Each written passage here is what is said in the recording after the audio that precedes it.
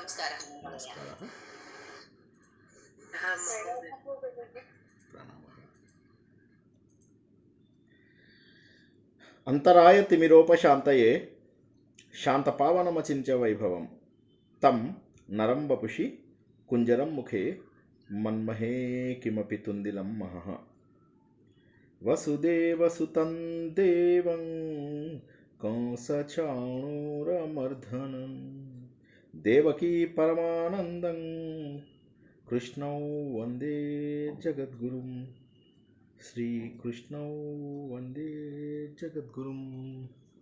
సహాధ్యాయులారా, సులభ సంస్కృతం ఎలాగా అనేది గత కొన్ని వారాలుగా తెలుసుకుంటున్నాం. అద్భుతమైనటువంటి విషయాలు ఎన్నో తెలుసుకున్నాము. ముఖ్యంగా గత వారం మీ ఒక్కరికైనా అందరికైనా ఒక్కసారి చెప్తారా? అంటే నా వైపు నుంచి హైయెస్ట్ సౌండ్ పెట్టాను.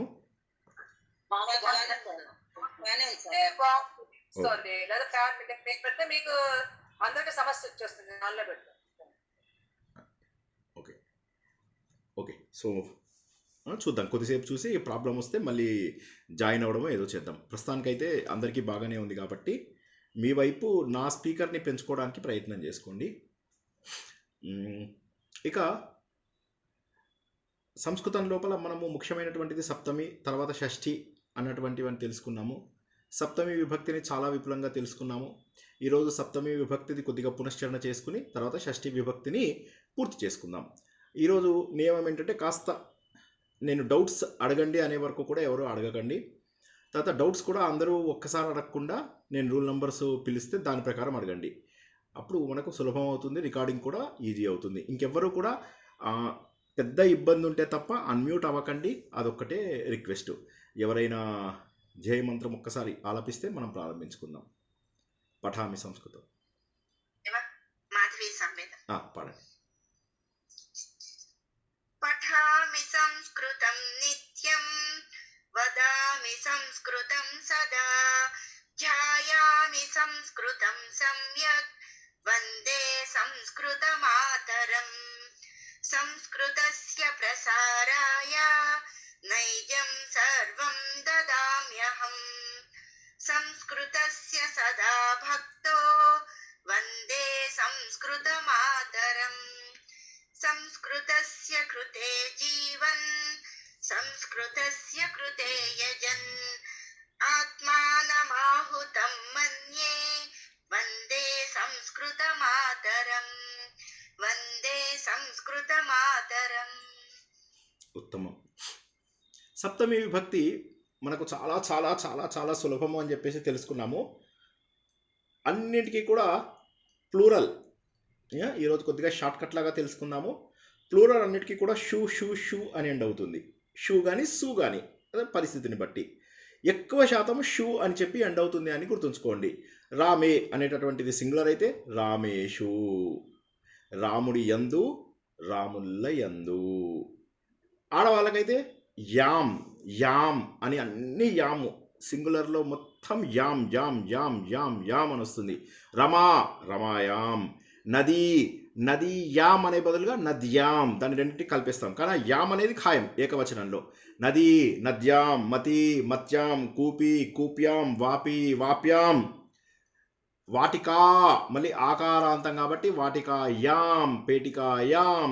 లేఖనీ ఈ వచ్చింది కాబట్టి దానికి యాం కలపండి, కలిపితే ఏమవుతుంది లేఖన్యాం లేఖన్యాం. అలాగా ఏకవచనం అంతా కూడా యాం యాం, నది నద్యాం. ఇలా అన్ని స్త్రీలింగాలకి యాం యాం యాం అని వస్తుంది అన్నమాట. తర్వాత మనకు స్త్రీలింగాలు కనుక ప్లూరల్ తీసుకున్నట్లయితే అన్నిటికీ సు సు వస్తుంది. రమాయాం రమాసు, మత్యాం మతిషు, నద్యాం నదీషు, దేన్వాం ధేనుషు. ఇలాగా మాతరి మాతృషు, పితరి పితృషు, మాతరి మాతృషు, పితరి పితృషు. Exception cases మాతరి మాతృషు, పితరి పితృషు.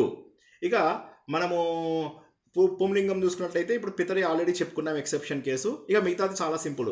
రామే, వృక్షే, ఇక అన్నీ ఇంకా ఏ ఏ వస్తుంది. వాసరే, గృహే, ఇంకా ఏది ఎక్కడెక్కడే ఉంటే అది. నపుంసకలింగంకి కూడా యాజ్ ఇట్ ఈస్గా పుంలింగంని ఫాలో అవుతుంది. పత్రం పత్రే, పుష్పం పుష్పే, వనం వనే ఇలా వస్తుంది. వనేషు రామే రామేషు, వృక్షే వృక్షేషు. ఇక తర్వాత ఇకారాంత పుంలింగానికి ఏమొస్తుంది అనుకున్నామంటే హరి, కవి, రవి, యతి, ముని ఇలాంటివన్నిటికీ ఏమనొస్తుంది అనుకున్నాం మనము? హరౌ హరిషు, హరౌ హరిషు, హరౌ హరిషు ఇకారాంతలకి. ఉకారాంతంకి ఏమొస్తుంది? ఓ వస్తుంది. ఇది ఇక్కడే కాదు, మనకు తర్వాత కూడా చాలాసార్లు గుర్తుంచుకోండి. మనకు ఉదాహరణకి మీరు చతుర్థి విభక్తి తీసుకుంటే హరయే నమః, గురవే నమః. అక్కడ యా వస్తుంది, ఇక్కడ వే వస్తుంది, వా వస్తుంది, యా వా వస్తుంది. ఊ ఉంటే ఓ అయిపోతుంది, ఈ ఉంటే యా అయిపోతుంది, ఈ ఉంటే యా అవుతుంది. పుంలింగం గురించి మాత్రమే చెబుతున్నాను. ఈ ఉంటే యా వస్తుంది, ఊ ఉంటే ఉకారాంతం ఉంటే ఓ వస్తుంది. ధేను ధేన్వౌ, బుద్ధౌ, బుద్ధై, గురౌ. ఓకే, ఆ తర్వాత ఓలాగా రావాలన్నమాట. ఓలాగా వచ్చేవన్నీ కూడా మనకు చాలా సులభంగా మారిపోతూ ఉంటాయి. ఇవి తర్వాత మనకి ఇంకా కూడా విపులంగా తెలుసుకుంటాము. ప్రస్తుతానికి మీద వదిలేసి ఇక్కడ మీకు హరౌ హరీషు, గురౌ గురీషు, హరౌ హరీషు, గురౌ గురీషు. ఇది మాత్రం ప్రస్తుతానికి జ్ఞాపకం ఉంచుకోండి. మీకు తర్వాత వచ్చేవన్నీ కూడా ఈ ఉన్న దగ్గర ఏ వస్తాయి, ఊ ఉన్న దగ్గర ఔ వస్తాయి. ఔ కానీ ఓ కానీ, ఓ ఔ అనేవి వస్తాయి. ఇవన్నీ కూడా మనం తర్వాత ఇంకా తెలుసుకుంటాము. ప్రస్తుతానికి షార్ట్కట్ లాగా తెలుసుకున్నది ఏంటంటే రామే రాముని యందు, రామేషు రాముల్ల యందు, హరౌ హరి యందు, తర్వాత హరీషు హరుల యందు, గురౌ గురుల యందు. అంతేనా? సో ఇలాగ మనకు ఎక్కడ ఏమిటి అనేవి తెలుసుకున్నప్పుడు మనకు అంటే టైం అండ్ స్పేస్కి సంబంధించిన వాటి విషయం లోపల మనకు సప్తమి విభక్తి తెలుస్తుంది అని చెప్పేసి తెలుసుకున్నాం. ధేను, ధేనౌ, ధేనుషు, గురౌ గురుషు.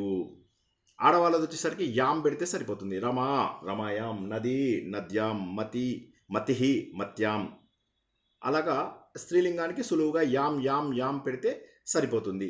ధేనుహు వచ్చేసరికి మళ్ళీ ఇక్కడ కూడా ధేనుహు అనేటటువంటిది స్త్రీలింగం అయ్యేసరికి ఇక్కడ ఏమవుతుంది? ధేన్వాం, ధేన్వాం, ధేన్వాం. యాం రాకుండా వామ్ వచ్చింది ఇక్కడ, అదొకటి చూసుకోవాలి మనం. ధేన్వాం, ధేనుషు. ధేనుహు అనేటటువంటిది ఆవు అంటే స్త్రీలింగము. ధేన్వాం వా వచ్చింది. ఇది మనం ఇందాక చెప్పుకున్నటువంటి ఒక నియమము. ధేన్వాం, ధేనుషు. ఇక మాతృశబ్దము, పితృశబ్దము ఏవైతే ఉన్నాయో ఇవి ఎక్సెప్షన్ కేసెస్గా మనం తెలుసుకున్నాము. పితరి, మాతరి, పితృషు, మాతృషు అన్న విషయాన్ని తెలుసుకున్నాం. నపుంసకలింగం యాజ్ ఇట్ ఈస్గా అది పుంలింగముని ఫాలో అవుతుంది అన్న విషయాన్ని మనము తెలుసుకున్నాము. ఇప్పుడు ఎవరికైనా డౌట్లు ఉంటే 1 నుంచి 20 రూల్ నంబర్స్ మధ్యలో ఉన్న వాళ్ళు అడగండి. ఇంతవరకు మాత్రమే, చెప్పుకున్నంత వరకు మాత్రమే.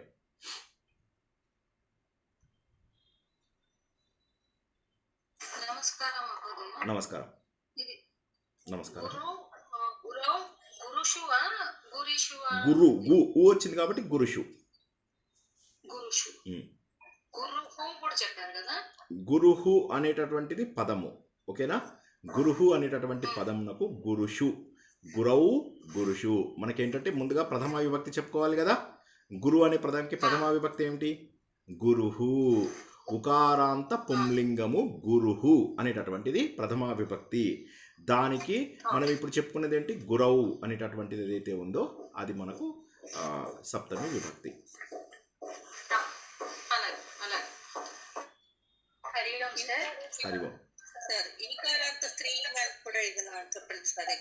చెప్పాం కదా, మతిహి చెప్పాం కదా, మతిహి, గతిహి, స్మృతి, శృతి చాలా చెప్పుకున్నాం. ఒక 100 ఎగ్జాంపుల్స్ చెప్పుకున్నాం. మతిహి, గతిహి, శృతి, స్మృతి ఇవన్నీ చెప్పుకున్నాం కదా ఒకసారి. అవన్నీ కూడా యాం వస్తే సరిపోతుంది. మత్యాం మతిషు, గత్యాం గతిషు, స్మృత్యాం స్మృతిషు. ఆడవాళ్ళది చాలా సులభం. మామూలుగా రియల్ లైఫ్లో కాంప్లికేటెడ్, ఇందులోపల చాలా సులభం అయిపోయింది. రమాయాం ఆ వస్తేనేమో దాన్ని ఏం మార్చకండి మీరు. రమాయాం, యాం అనేది ఇక్కడ యాడ్ అవుతుంది. యాం అనేది.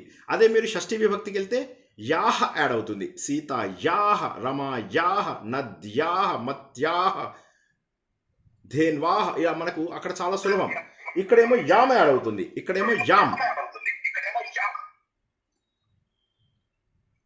ఇక్కడ ఇప్పుడు ఓన్లీ అకారాంత స్త్రీలింగాలకు మాత్రమే సప్తమి విభక్తిలో బహువచనం సు వస్తుంది, రిమైనింగ్ అన్నింటికి షు అనే వస్తుంది కదా సార్? Correct correct. అసలు మనకు సు వచ్చి అన్ని మొత్తం నపుంసకలింగం, స్త్రీలింగం, పుంలింగం అన్నిటికీ కూడా షూనే వస్తుంది.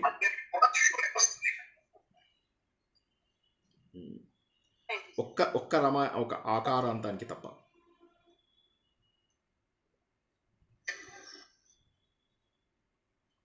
ఇరవై 21 నుంచి 40 వరకు ఎవరికైనా డౌట్స్ ఉన్నాయా? Rule number 21 to 40, 41 to 60. Sir ఈ రోజు షష్ఠి రోల్ నంబర్ 22, షష్ఠి రోల్ చెప్తాము. నంబర్ 22. 24 మరి. ధేను శబ్దానికి ఒకసారి చెప్పరాలి. ధేన్వాం ధేనుషు. ధేన్వాం ధేన్వాం అంటే స్త్రీలింగ పదానికి వస్తుంది కదండి ఏకవచనం. ధేనుహు అనేటటువంటిది అది స్త్రీలింగం. ధేనుహు అనేటటువంటిది ఏదైతే ఉందో అది ఉకారాంత స్త్రీలింగ పదము. ఉకారాంత స్త్రీలింగ పదము. ఇటువంటివి ఏం తెలుసుకున్నాం మనము? తనుహు, రేణుహు ఇలాంటి పదాలు తెలుసుకున్నాం, మర్చిపోయామా? తనుహు, రేణుహు, రజ్జుహు. అవునా? సో ప్రాక్టీస్ క్లాస్ లోపల ఇవన్నీ చక్కగా ప్రాక్టీస్ చేసుకోండి. ప్రాక్టీస్ చేసుకుంటే మనకు తప్పులు పోయే అవకాశం లేదు. ఇది కేవలం రివిజన్ అనుకున్నాం కాబట్టి ధేనుహు, తనుహు, రజ్జుహు, ఓకే అట్లా అనమాట. సో ధేన్వాం ధేనుషు, రేన్వాం రేణుషు, రజ్వాం రజ్జుషు, తన్వాం తనుషు. ఇది ధేను ఉకారాంత స్త్రీలింగము. ఆవు అనేది స్త్రీలింగం, ధేను. అదే గురు అనేది పుంలింగం. ఓకే గురుగారు. వస్తుందండి ఫస్ట్ అసలు వస్తుందా మనకి ప్రథమా విభక్తి? ఉహు వస్తుంది. ధేనుహు అంటే స్త్రీలింగంలో 2 సార్లు మీకు విభక్తులు, సారీ దాన్ని ఏమంటారు, 2 చుక్కల్ని ఏమంటారు? అయ్యో రామా, థ్యాంక్ యూ. అదే ఇది ఎట్లా వద్దంటే నా లైఫ్ చదవక ముందు కాకరకాయ అనేవాడిని, చదివిన తర్వాత కీకరకాయ అంటున్నా. సో ఆ విసర్గ వచ్చేవి రెండిటికి మీరు గుర్తుంచుకోండి. మతిహి అని చెప్పేసి అది కూడా పుంలింగం కాదు. మామూలుగా మనకేమైంది, విసర్గ వచ్చేవన్నీ కూడా మనము పుంలింగాలు అని చెప్పేసి నేర్చుకున్నాం. అండ్ అందులోనే అలాగే నిలబడండి, ఎందుకంటే 80% ఆఫ్ ద పుంలింగాలు అలాగే ఉంటాయి. కొన్ని ఎక్సెప్షన్స్ కనుక నేర్చుకుంటే సంస్కృతం సులభం అవుతుంది. ఏంటి ఆ ఎక్సెప్షన్స్ అంటే, ఇప్పుడు ఇక్కడ మతిహి, గతిహి, స్మృతిహి, స్మృతిహి ఇలా ఇవన్నీ కూడా ఇకారాంత స్త్రీలింగాలు, దీనికి విభక్తి వస్తుంది. అదేవిధంగా ధేను అనేటటువంటిది ఉకారాంత స్త్రీలింగం, దీనికి కూడా 2 చుక్కలు వస్తాయి విభక్తులు. సారీ మళ్ళీ మర్చిపోయా, విసర్గలు వస్తాయి. ఆ విసర్గలు ఏంటి? ధేనుహు, రేణుహు ప్రథమా విభక్తి, రజ్జుహు ప్రథమా విభక్తి, తనుహు ప్రథమా విభక్తి. ఇవన్నీ కూడా ఉకారాంత స్త్రీలింగ పదాలు, దీనికి ప్రథమా విభక్తిలో విసర్గ వస్తుంది. అదేవిధంగా మతి, గతి, శృతి, స్మృతి అనేవి ఏవైతే ఉన్నాయో ఇకారాంత స్త్రీలింగములు, వాటికి విసర్గ ప్రథమా విభక్తిలో వస్తుంది. మతిహి, గతిహి, శృతిహి, స్మృతిహి ఇలా వస్తుంది. ఇది ఎక్సెప్షన్, స్త్రీలింగంలో ఇవి exceptions. Clear? Very good. Next ఇది సరే, షష్ఠి విభక్తిలోని షష్ఠికి వెళ్దాం, ఇంకా వెళ్ళలేదు మనం. నెక్స్ట్ ఇప్పుడు సప్తమి వరకే కదండి. ఇప్పుడు 10 నిమిషాలు సప్తమి, అది అయ్యాక షష్ఠిలోకి వెళ్ళిపోతాం. Okay, next 41 to 60.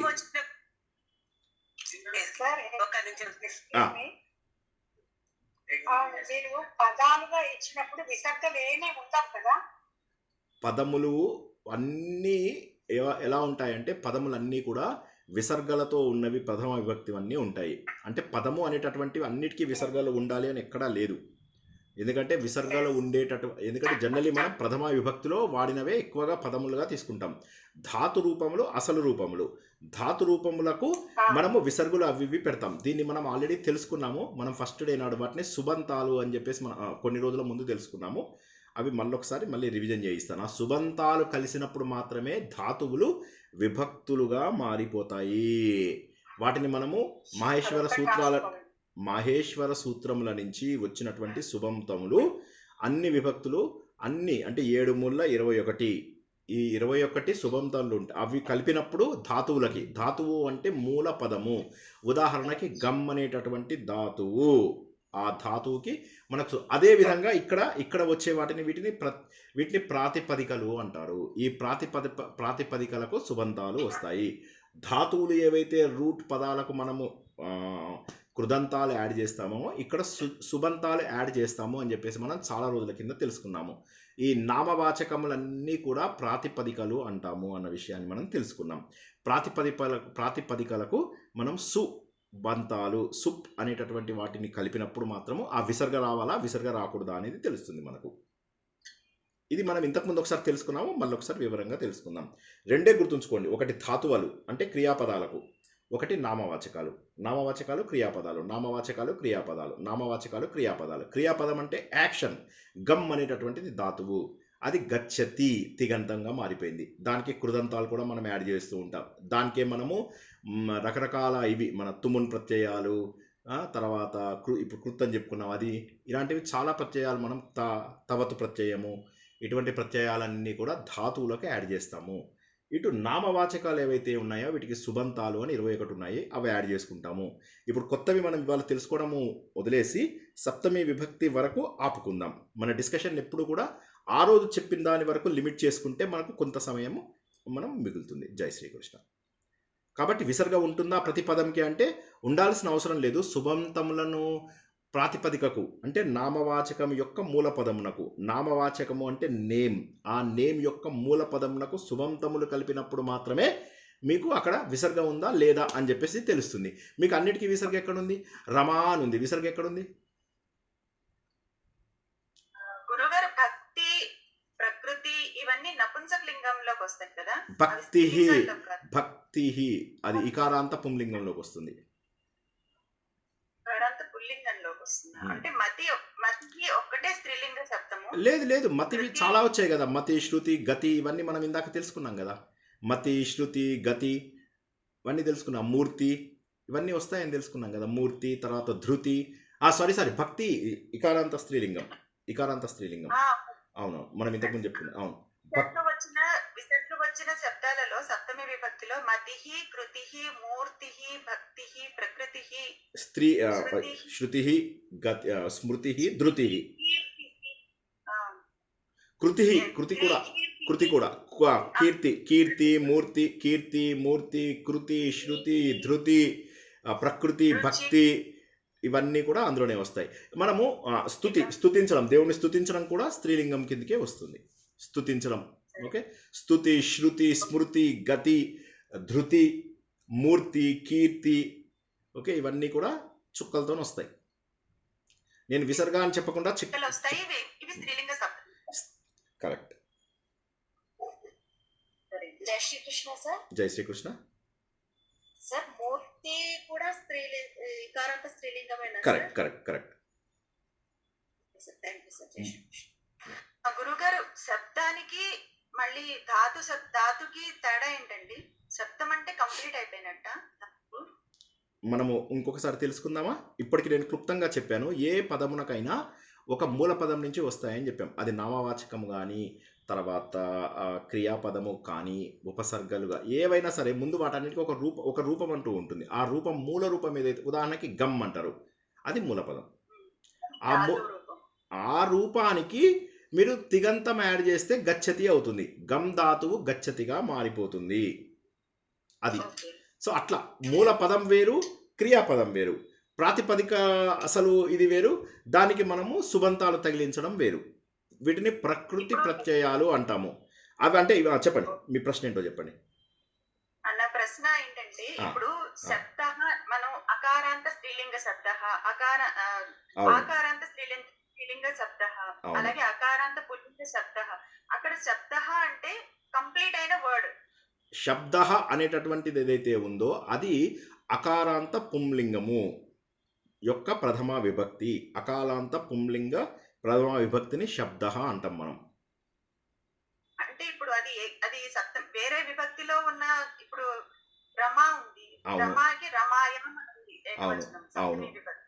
అవును, రమా రమాయణం రెండు శబ్దాలే అవుతాయి కదండి. రెండు శబ్దాలే అవుతాయి. ఒకటే శబ్దం అవుతుంది. శబ్దం అనేది అటువంటిది ఒకసారి చూసుకోండి. అసలు అసలు అసలు శబ్దం అంటే ఏదైనా శబ్దమే, ఫస్ట్ గుర్తుంచుకోండి. కాకపోతే ఇక్కడ మనం నేర్చుకుంటున్నప్పుడు ఏమి ఏంటంటే ఇకారాంత శబ్దములు అని చెప్పేసి నేర్చుకుని ఆ ఇకారాంతానికి ఉన్నటువంటి విభక్తులను తెలుసుకుంటాము. వీటన్నిటిని విభక్తులు అంటాము. ఇకారాంత శబ్దము అని చెప్పేసి అంటాము. శబ్దములు అకారాంతములు, ఇకారాంతములు, ఉకారాంతములు, ఐకారాంతములు ఇలా ఉంటాయన్నమాట. అంటే ఏవి? ఆ ఈ ఉ అని వచ్చేటటువంటి వాటిని శబ్దములు అంటాము. అకారాంతము, ఇకారాంతము, ఈకారాంతము, ఆకారాంతము వీటిని శబ్దములు అంటాము. మీరు నేర్చుకుంటున్నటువంటి వాటిని విభక్తులు అంటారు. అయితే అన్ని శబ్దములు అన్ని శబ్దములే, బయటికి ప్రకటితమయ్యే ప్రతి ఒక్కటి కూడా శబ్దమే. ఇప్పుడు నేను మాట్లాడుతున్నవన్నీ శబ్దములే, 2 అక్షరముల కలయిక కూడా శబ్దమే. కానీ మనం సంస్కృతంలో ఎప్పుడైతే నేర్చుకుంటామో ఆ నుంచి అహా వరకు ఉన్న వాటిని మాత్రమే ఇక్కడ మనం విభక్తుల రూపంలో తీసుకొచ్చేటప్పుడు శబ్దములు అని చెప్పేసి అంటాము. కానీ మిగతావి శబ్దములు కాదు అని కాదు, అన్ని శబ్దములే. మీరు మాట్లాడే ప్రతిదీ శబ్దమే. ప్రతిదీ రెండు రకాల వీటిని కలిగి ఉంటుంది. ఒకటి శబ్దము, మరొకటి అర్థము. ఒకటి శబ్దము, మరొకటి అర్థము. శబ్దార్థములు కలిగినప్పుడు మాత్రమే మన వాచకము అవతల వాళ్ళకి అర్థమవుతుంది. కాబట్టి ఒక శబ్దం ఉండాలి, ఒక అర్థం ఉండాలి. నేను యా యా యా అన్నాను, దాని అర్థం ఏంటి తెలియదు, శబ్దం వచ్చింది. సార్ ఇదేంటి సార్ ఈ శబ్దం సంస్కృతంలో లేదు కదా అంటే లేదు, శబ్దం అంటే జస్ట్ సౌండ్. అయితే ఇక్కడ చెప్పేది ఏంటి, మనకు సంస్కృతంలో ఈ సంస్కృతం ఎలా వచ్చింది, అసలు ఎలా వచ్చిందంటే ముందుగా వేదాలు వచ్చాయి.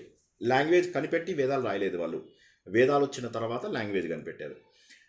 వేదాల లోపల చాలా రోజుల పాటు ఆ వేదంలో ఉన్నటువంటిది అంతా కూడా వచ్చేసిన తర్వాత, ఓకే, వేదాలలో మొత్తం అందరికీ అందేసిన తర్వాత వాటిని అర్థం చేసుకోవాలి. ఎలా అర్థం చేసుకోవాలి? ఎందుకంటే వేదాలు ఇప్పుడు అర్థం చేసుకునే వాళ్ళు లేరు. అందుకోసం ఏం చేశారంటే వేదంలోకి ఒక డిక్షనరీ తయారు చేశారు. దానిని నిఘంటువు అంటారు. ఈ నిఘంటువులో కొన్ని పదములను కలిపారు. కలిపిన తర్వాత వాటికి అర్థం ఎవరు చెప్తారు? మరి వాటికి అర్థం చెప్పాలి, వాటిని నిర్వచించాలి. ఉదాహరణకి అశ్వహ అన్నారనుకోండి, అశ్వహ అంటే పరిగెత్తేది. కానీ మనకు తెలిసే అశ్వహ అంటే గుర్రం. మరి అశ్వహ అంటే పరిగెత్తేదాన్ని గుర్రం అని ఎలా అన్నారు? సో కాబట్టి ప్రతి పదానికి ఒక అర్థాన్ని కల్పించాల్సిన అవసరం ఏర్పడింది. నిఘంటువు అనేది ఏదైతే తయారు చేశారో అది సంస్కృతంలో వాడిన పదములన్నింటినీ ఒక దగ్గర చేర్చి నిఘంటువుగా తయారు చేశారు. ఎవరు తయారు చేశారు? కశ్యపుడు అని ఒక ఆయన తయారు చేశాడు. మన మహాభారతం ప్రకారం ఆయన ఎందుకు తయారు చేశాడు? ఆయనని రివర్స్ చేస్తే పశ్చక అని వస్తుంది. పశ్చ అంటే చూడడం ద్వారా ఈ పదాలన్నింటినీ ఒక దగ్గర రాసి, అసలు లాంగ్వేజ్ తెలియదు కదా మనకు లాంగ్వేజ్ తెలియదు. ముందు సంస్కృతం అనేటటువంటి దాంట్లో ముందు గ్రంథాలు వచ్చేసాయి. ఏవి గ్రంథాలు వచ్చాయి? రామాయణ మహాభారతాలు వచ్చే ముందు నేను చెప్తున్నమాట వేదములు వచ్చినప్పుడు. మరి ఆ వేదంలో ఉన్న పదాలకు ఎలా అర్థం చెప్పాలి? భాష ఎలా వచ్చింది? భాషను ఎక్కడి నుంచి తీసుకొచ్చాం? అప్పుడు ఆ పదాలన్నింటినీ కూడా వాళ్ళు ఏం చేశారంటే ఒక డిక్షనరీ లాగా రాసి ఆ డిక్షనరీలో వాటి అర్థాలు రాయడం మొదలెట్టారు. అర్థాలు రాయడం మొదలెడితే దాన్ని నిరుక్తము అంటాము. ఏమంటాము? నిరుక్తం అంటే నిర్వచన శాస్త్రము. ప్రతి పదమునకు సరైనటువంటి అర్థం ఇచ్చేది. ఉదాహరణకి ఆ గా నా ఈ 3 అక్షరాలని కలిపితే అది అగ్ని అవుతుంది. వేరే ఏ ప్రపంచంలో ఏ భాషలో లేనటువంటి గొప్పతనము మనకు సంస్కృత భాషలో ఉంది. ఏంటి ఆ గొప్పతనం అంటే ప్రతి అక్షరానికి ఒక మీనింగ్ ఉంటుంది. ఆ అంటే ఏదో వెళ్తురు, గా అంటే కదిలే తత్వం ఉన్నది, నా అంటే పైకి వెళ్ళే తత్వం ఉన్నది. సో కదులుతూ పైకి వెళ్ళే తత్వం ఉన్నటువంటిది ఏది? ఆ గా నా అంటే అగ్ని. అంటే అగ్ని ఎప్పుడు పైకే వెళ్తుంది. అలా 3 అక్షరాలను కలిపి వాళ్ళు ఒక కొత్త పదాన్ని పదాలని అర్థం చేసుకోవడానికి ప్రయత్నం చేశారు. ఉదాహరణకి ఇప్పుడు మాకు ఈయన శ్రీమాత శ్రీ మహారాజ్ని శ్రీమత్ సింహాసనేశ్వరి అని రాశారు. అనగానే ఏమైంది? శ్రీమాత అంటే పుట్టించింది, శ్రీ మహారాజ్ని అంటే మనని ఇలా ఉంచేది, శ్రీమత్ సింహాసనేశ్వరి అన్నాడు. పుట్టించింది, మనని పోషించింది. తర్వాత నెక్స్ట్ పదం ఏమవ్వాలి? చంపేయడం అవ్వాలి. కానీ సింహాసనేశ్వరి అని ఉంది. సింహాసనేశ్వరి అంటే ఏంటి? మరి అక్కడ సింహాసనేశ్వరి అంటే చంపడం ఎక్కడుంది? పరిపాలన. మరి తప్పు కదా అది. శ్రీ మహారాజ్ఞి అని ఆల్రెడీ వచ్చేసింది పరిపాలన. మాత అన్నప్పుడు పుట్టించడము, మహారాజ్ఞి హింస. సో వాళ్ళు ఏం చేశారు? అప్పుడు ఇది బాలేదని చెప్పేసి అప్పుడు ఆ సింహం నుంచి హింస అని చెప్పి తీసుకొచ్చారు పదాన్ని. దీన్ని నిర్వచన శాస్త్రము లేదా నిరుక్తము అంటామన్నమాట. వేదంని ఏం చేశారంటే వాళ్ళు వేదాన్ని అర్థం చేసుకోవడం చాలా కష్టమైపోయింది. వేదాన్ని ఒక మనిషిలాగా తయారు చేశారు. వేదం అంటే మళ్ళీ అర్థం చేసుకోండి, భాష ముందు రాలేదు. వేదములు ముందొచ్చి వేదంలోంచి భాషని తర్వాత అర్థం చేసుకున్నారు. ఆ వేదాన్ని మరి అర్థం చేసుకోవాలంటే ఈ రోజుల్లో అంటే వేదవ్యాసుడి తర్వాత కాలం లోపల కష్టమైపోయింది. అప్పుడు ఏం చేశారంటే తర్వాత వాళ్ళందరూ కలిసి ఈ వేదాన్ని 6 భాగాలు చేశారు. దాన్ని ఏమంటారు? వేద అంగములు. అర్థమవుతుందా అందరూ? ఓకే, ఇది మనకు ప్రస్తుతానికి అనవసరమైనప్పటికీ కూడా వినండి, ఎందుకంటే ఇంకొకసారి మనం ఇటువంటి డౌట్స్ అడగకూడదు కాబట్టి చెప్తున్నా. వేదం యొక్క అంగములు. వేదం యొక్క అంగములు అంటే ఏంటి? వేదమునకు ఉన్నటువంటి భాగములు. వేదమునకు కళ్ళున్నాయి, నోరు వ్యాకరణము, ఇట్లా కళ్ళు ముక్కు జ్యోతిష్యము, ఈ చెవులు నిరుక్తము, కాళ్ళు కల్పము, చేతులు కల్పము, ఛందస్సు పాదములు, ఇలా రకరకాలు. ఛందస్సు, వ్యాకరణము, కల్పము, నిరుక్తము, జ్యోతిష్యము, ఇంకోటి ఏంటి మర్చిపోయాను, జ్యోతిష్యము, శిక్ష శిక్ష శిక్ష శిక్ష వ్యాకరణము, గుర్తుంచుకోండి. శిక్ష వ్యాకరణము, జ్యోతిష్యము, ఛందస్సు, కల్పము, నిరుక్తము అని 6 భాగాలు తయారు చేశారు. తయారు చేసి కల్పము అంటే చేతితో చేసే పనులన్నీ కూడా కల్పము. కల్పం అంటే ఏంటి? మీరు ఇళ్లలో చేసుకునే పనులు వీటన్నింటినీ కూడా కల్పాలంటారు. చిన్నగా క్లుప్తంగా చెప్పాలంటే చేతులతో చేస్తాం. కాళ్ళతో ఛందస్సు. ఛందస్సు అంటే ఏంటి? కొంతమంది చిన్న అడుగులు వేస్తారు, కొంతమంది పెద్ద అడుగులు వేస్తారు. అనుష్టుప్ ఛందస్సు ఎన్ని అక్షరాలు ఉంటుంది? అనుష్టుప్ ఛందస్సు 8 లెటర్స్. త్రిష్టుప్ ఛందస్సు. త్రిష్టుప్ ఛందస్సు త్రిష్టుపు 23. అయ్యో అందరూ తప్పు చెప్తున్నారు. అయ్యయ్యో అయ్యయ్యో అయ్యయ్యో 11. అయ్యో. పాదానికి 11 కరెక్ట్. 6 11 ఉంటాయి.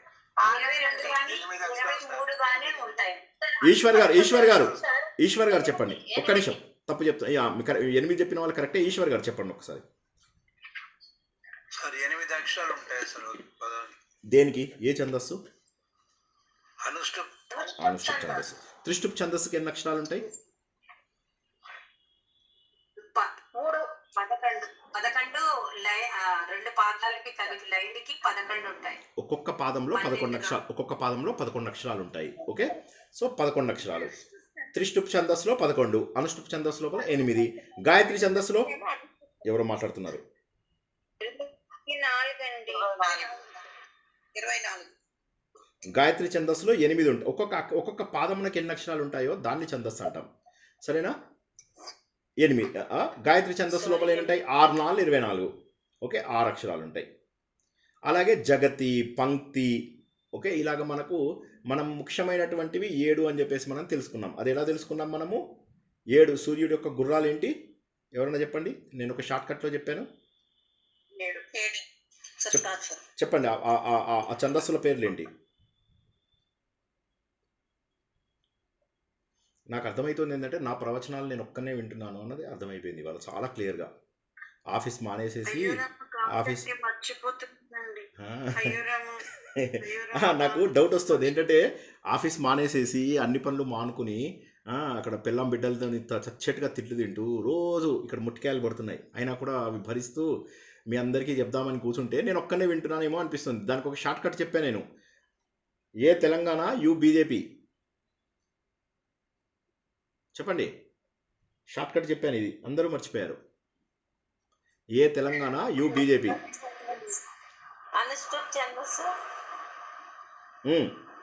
టీ. ఏ త్రిష్టుప్ ఛందస్సు. టీ త్రిష్టుప్ ఛందస్సు. తెలంగాణ జీ. గాయత్రి ఛందస్సు. ఏ తెలంగాణ యు బీజేపీ. యు అంటే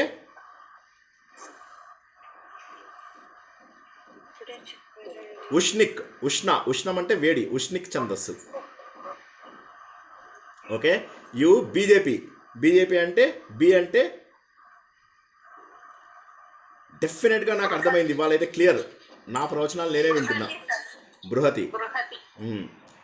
బీజేపీ జే. జగతి. పి అంటే పంక్తి. Okay, you Telangana A BJP అనేటటువంటి ఏవైతే ఉన్నాయో ఇవి ముఖ్యమైనటువంటి ఛందస్సులు. ఈ ఛందస్సులు మీకు 28 వరకు ఛందస్సులు ఉంటాయి. ఈ ఒక్కొక్క ఛందస్సులో మళ్ళీ మీకు రకరకాల వృత్తాలు ఉంటాయి. నారాయణీయం ఇందులో నేర్చుకుంటున్న వాళ్ళు ఎవరైనా ఉంటే వాళ్ళందరికీ కూడా తెలుస్తుంది. ఒక్కొక్క దాంట్లో మళ్ళీ మల్టిపుల్ వృత్తాలు ఉంటాయి.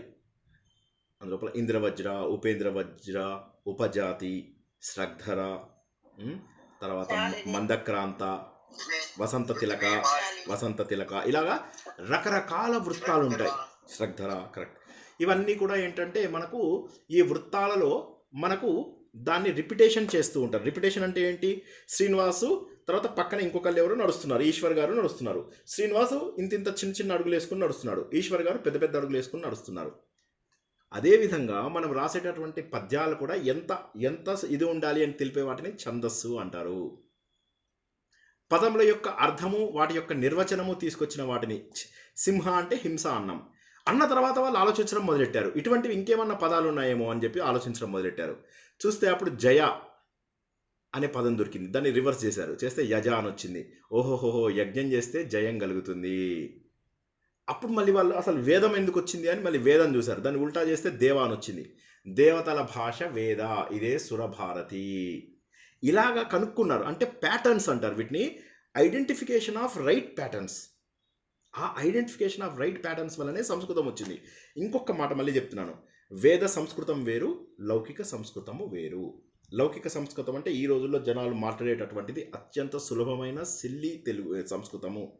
ఒకవేళ వీళ్ళు ఎవరన్నా పద్యాలు అవి ఇవి రాసినా కూడా ఆల్రెడీ ఉన్న వాటిని కొంత కాపీ కొట్టేసేసి రాస్తారు, అంతేగాని ఇంకా కొత్తగా సంస్కృతం అంత గొప్ప పండితులు ఇంకా మన దీంట్లోపల ఎవరూ లేరు. ఇప్పుడు మనం సులభమైన పదాలతో కొంత స్థాయికి వెళ్ళగలము. ఒకవేళ మీరు శ్లోకాలు పద్యాలు రాస్తారు, రాయరని కాదు, రాసినా కూడా ఎంతవరకు రాస్తారంటే మీరు మ్యాక్సిమం వేరే వాళ్ళు రాసినవి చూస్తే శ్రీరామదూతం శిరసానమమ్య, అది దాని అక్కడ శ్రీరామదూతం శ్రీరామది చేసేసి శ్రీ ఆంజనేయం శిరసానమమి రాయగలరు. శరణం ప్రపద్యే, ఇలా అంటే ఆ పదాలు వాడుతూ అక్కడక్కడ ఉన్న పదాలను ఇక్కడక్కడ చేసుకుంటూ మొత్తం మీద ఆ వసంత తిలకాలో తర్వాత వీటిలో వాటిల్లో మనము రాసిస్తాం. అంతేగాని ఇప్పుడు సంస్కృతం లోపల అంత పాండిత్యము ఉండి చేసేవారు తగ్గిపోయారు పూర్తిగా. ఎందుకంటే ఇప్పుడు పూర్తిగా పోయింది కాబట్టి, భాష చాలా వరకు వెళ్ళిపోయింది కాబట్టి ఇంకా రాయడం అనేటటువంటిది కష్టం. మీరు అదే కనుక లౌకిక సంస్కృతంలో ఒకసారి కాళిదాసు ఆ సమయంలో తీసుకున్నట్లయితే అప్పటి విషయాలు చూస్తుంటే అసలు ఆశ్చర్యం వేస్తుంది. మాఘుడు అని ఒక ఆయన ఉన్నాడు, ఆయన శిశుపాల వధ రాశాడు అనమాట. అది చదువుతుంటే ఆయన ఒక జస్ట్ శ్రీకృష్ణుడు తర్వాత వాళ్ళ పెదనాన్న కజిను అయినటువంటి ఉద్ధవుడు ఒక ఆయన ఉంటాడు, ఆయన వీళ్ళ అన్నగారు ఉంటాడు బలరాముడు అని. వీళ్ళు ముగ్గురు కూర్చొని శిశుపాలుని చంపాలా లేదా ధర్మరాజు మనం పిలిచాడు రాజసూయ యాగానికి. అక్కడికి వెళ్తే శిశుపాలుడు వస్తాడు. వాడు చూస్తే చాలా చండాలుడు, చిన్నప్పటి నుంచి నేనంటే ద్వేషం పెంచుకున్నాడు. రుక్మిణిని నేను పట్టుకొచ్చేసినప్పటి నుంచి నా మీద ఇంకా ద్వేషం పెంచుకున్నాడు.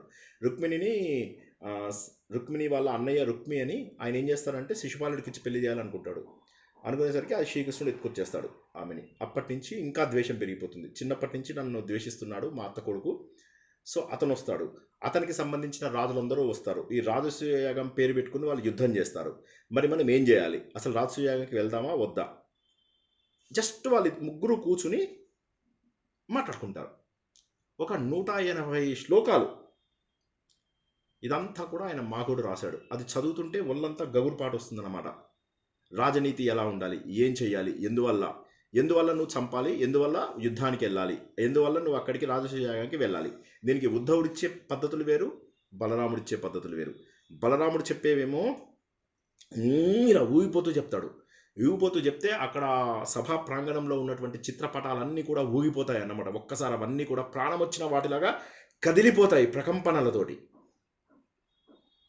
ఇంకో వైపు చూసినట్లయితే ఉద్ధవుడు చెప్పినప్పుడేమో కేవలం రాజనీతి ఏమిటి, మనకితను శాశ్వత మిత్రుడు. ఇప్పుడు మనం పాకిస్తాన్ ఉంది, పాకిస్తాన్ మనకు నైబర్, మన నైబర్ ఎప్పుడు మనతో మంచిగా ఉండాలి, కానీ అన్ఫార్చునేట్లీ లేడు.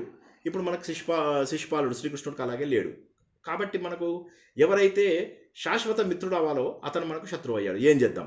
వీటన్నిటి తెలివిగా అతను చెప్తూ మనం ఏ రకమైన రాజు అవ్వాలి, తర్వాత శిశుపాలుడు వధార్హుడా కాదా, వధ చేయడానికి అర్హుడా కాదా, చంపడానికి అర్హుడా కాదా, ఇవన్నీ ఆలోచించి చివరికి చంపేయాలి అని చెప్పేసి డిసైడ్ చేసుకుంటారు. అప్పుడు వీళ్ళందరూ కలిసి అంటే 170-180 శ్లోకాలు సంస్కృతంలో. ఇప్పుడు ఆ స్థాయికి వచ్చే వాళ్ళు ఎవరు లేరు. ఇంకా కాళిదాసు కానీ, మాఘుడు కానీ, బాణుడు కానీ, హర్షుడు కానీ, ఇక వాళ్ళ రోజుల్లో వచ్చినటువంటివి ఏవైతే ఉన్నాయో దండి పదలాలిత్యం, అద్భుతమైనటువంటి ఇవి దశకుమార చరితం ఇవన్నీ. సో ఇవన్నీ ఏంటంటే ఇంకా సంస్కృతంలో మళ్ళీ ఆ స్థాయికి వెళ్ళడం కష్టము. కాకపోతే వాటిని చదివి సహృదయులు అర్థం చేసుకోగలరు. అంటే హృదయం స్పందించడానికి కావలసినటువంటి శక్తి అంతా కూడా సంస్కృతంలో ఉంది. సంస్కృతంలో ఏంటంటే ఆ రోజుల్లో భావాలు సరిగా చదువుతూ ఉంటే ఎంత బాగుంటాయో అసలు చెప్పలేం. శూద్రకుడు అని చెప్పేసి ఆయన మృచ్ఛకటికం అని చెప్పేసి ఒక నాటకం రాస్తాడు, ఒక ఇది రాస్తాడు. అందులోపల అసలు ఈ రోజుల్లో సినిమాలకి ఏమీ తక్కువ లేదన్నమాట. ఆయన ముందు చాలా డబ్బున్నవాడు, తర్వాత డబ్బు పోగొట్టుకుని చాలా ప్రశాంతంగా జీవితం గడుపుతూ ఉంటాడు. ఆయనకు ఒక భార్య ఉంటుంది. ఇంతలోకే ఆ ఊర్లో వసంతసేన అని ఒక అమ్మాయి ఉంటుంది. ఆమె ఇంకా వేశ్యావృత్తిలోకి ప్రవేశించదు. ఆ రోజుల్లో వేశ్యావృత్తిని చెడుగా కాకుండా అదొక వృత్తిగా స్వీకరించేవారు.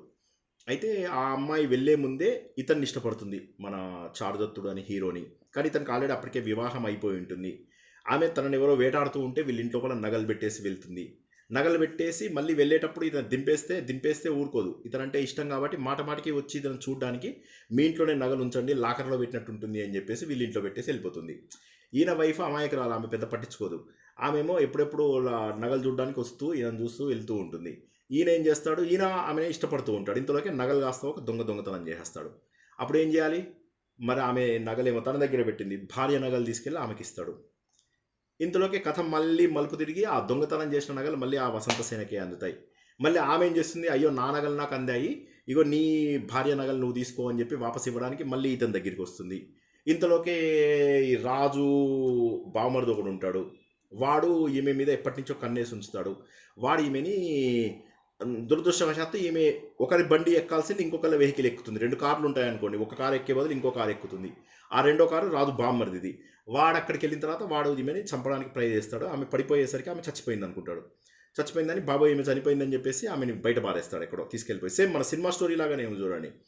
పడేయగానే అప్పుడు ఏమవుతుంది, ఈ నేరం అంతా తీసుకెళ్ళి మన హీరో మీద పెడతారు. హీరో ఏమో ఈ హీరోనే బండి పంపించాడు, ఆ బండిలోనే ఈమె చంపేశారు అని చెప్పేసి. అప్పుడు హీరో లబోదిబో మొత్తుకున్న లాభం లేదు, ఆయనకి మరణశిక్ష విధిస్తారు. ఇంతలోకే హీరోయిన్ మళ్ళీ బతికేసి వస్తుంది ఒకరి సహాయంతో. బతికేసి వచ్చిన తర్వాత మళ్ళీ ఈయనని ఉరికంబం నుంచి తప్పించడము, మళ్ళీ ఇతడు ఈ వసంతసేనని కూడా వివాహం చేసుకోవడము, ఆ రాజు బామ్మర్దిని శిక్షించడము, ఇటువంటివన్నీ కూడా జరుగుతాయన్నమాట. అంటే కథలలో ఎన్ని రకాల మలుపులు. ఇది ఉత్సవ్ అని ఒక సినిమాగా కూడా వచ్చింది. ఎవరైనా చూసారా ఉత్సవ్ సినిమా? మన శశి కపూర్ అండ్ రేఖ చాలా రోజుల కింద వచ్చింది. తెలుగులో కూడా వచ్చింది ఇది. తెలుగులో ఏంటి సినిమా పేరు? తెలుగులో ఏంటి చెప్పండి సినిమా పేరు? వసంతసేన అని ఏమన్నా వచ్చిందా తెలుగులో? నాగేశ్వరరావుది. రైట్.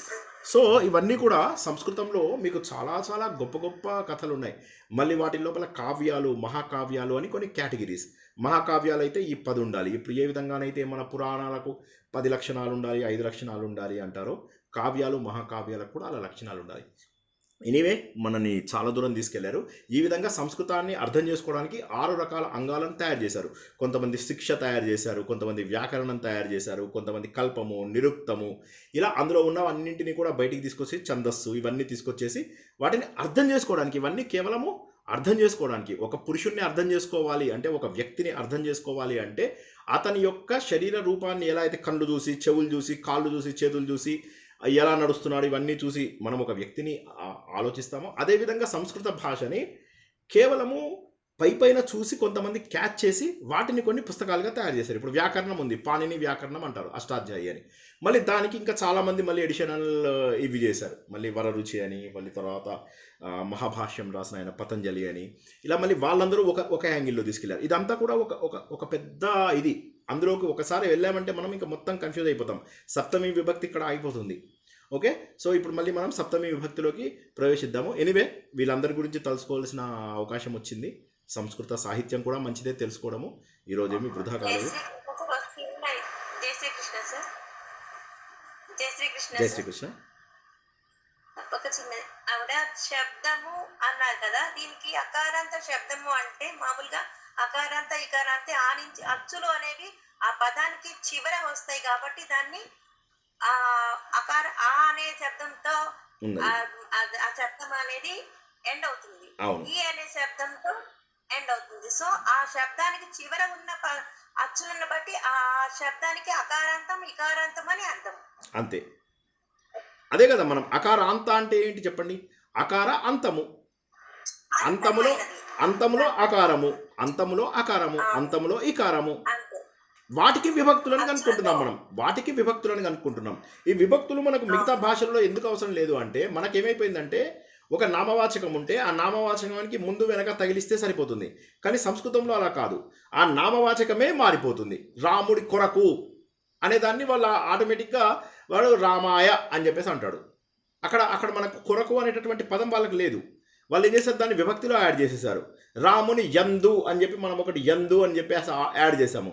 దానికి వాళ్ళు ఏం చేశారు, రామే అని చెప్పేసి అన్నారు. అలాగా వాళ్ళు ఏం చేశారంటే నామవాచకానికి ప్రిపోజిషన్స్ అవి ఇవి తగిలించకుండా డైరెక్ట్గా విభక్తులలో తగిలించేశారు. కాబట్టి విభక్తులు అనేవి సంస్కృత భాషకు ఆయువు పట్టు. అవి తెలియకపోతే మిగతా అవి తెలియవు. అర్థమైందా నేను చెప్పిన మాట? ఒకసారి చెప్పండి, అర్థమైందా కాదా? మన భాషకి సంస్కృత భాషకి డిఫరెన్స్ ఏంటి?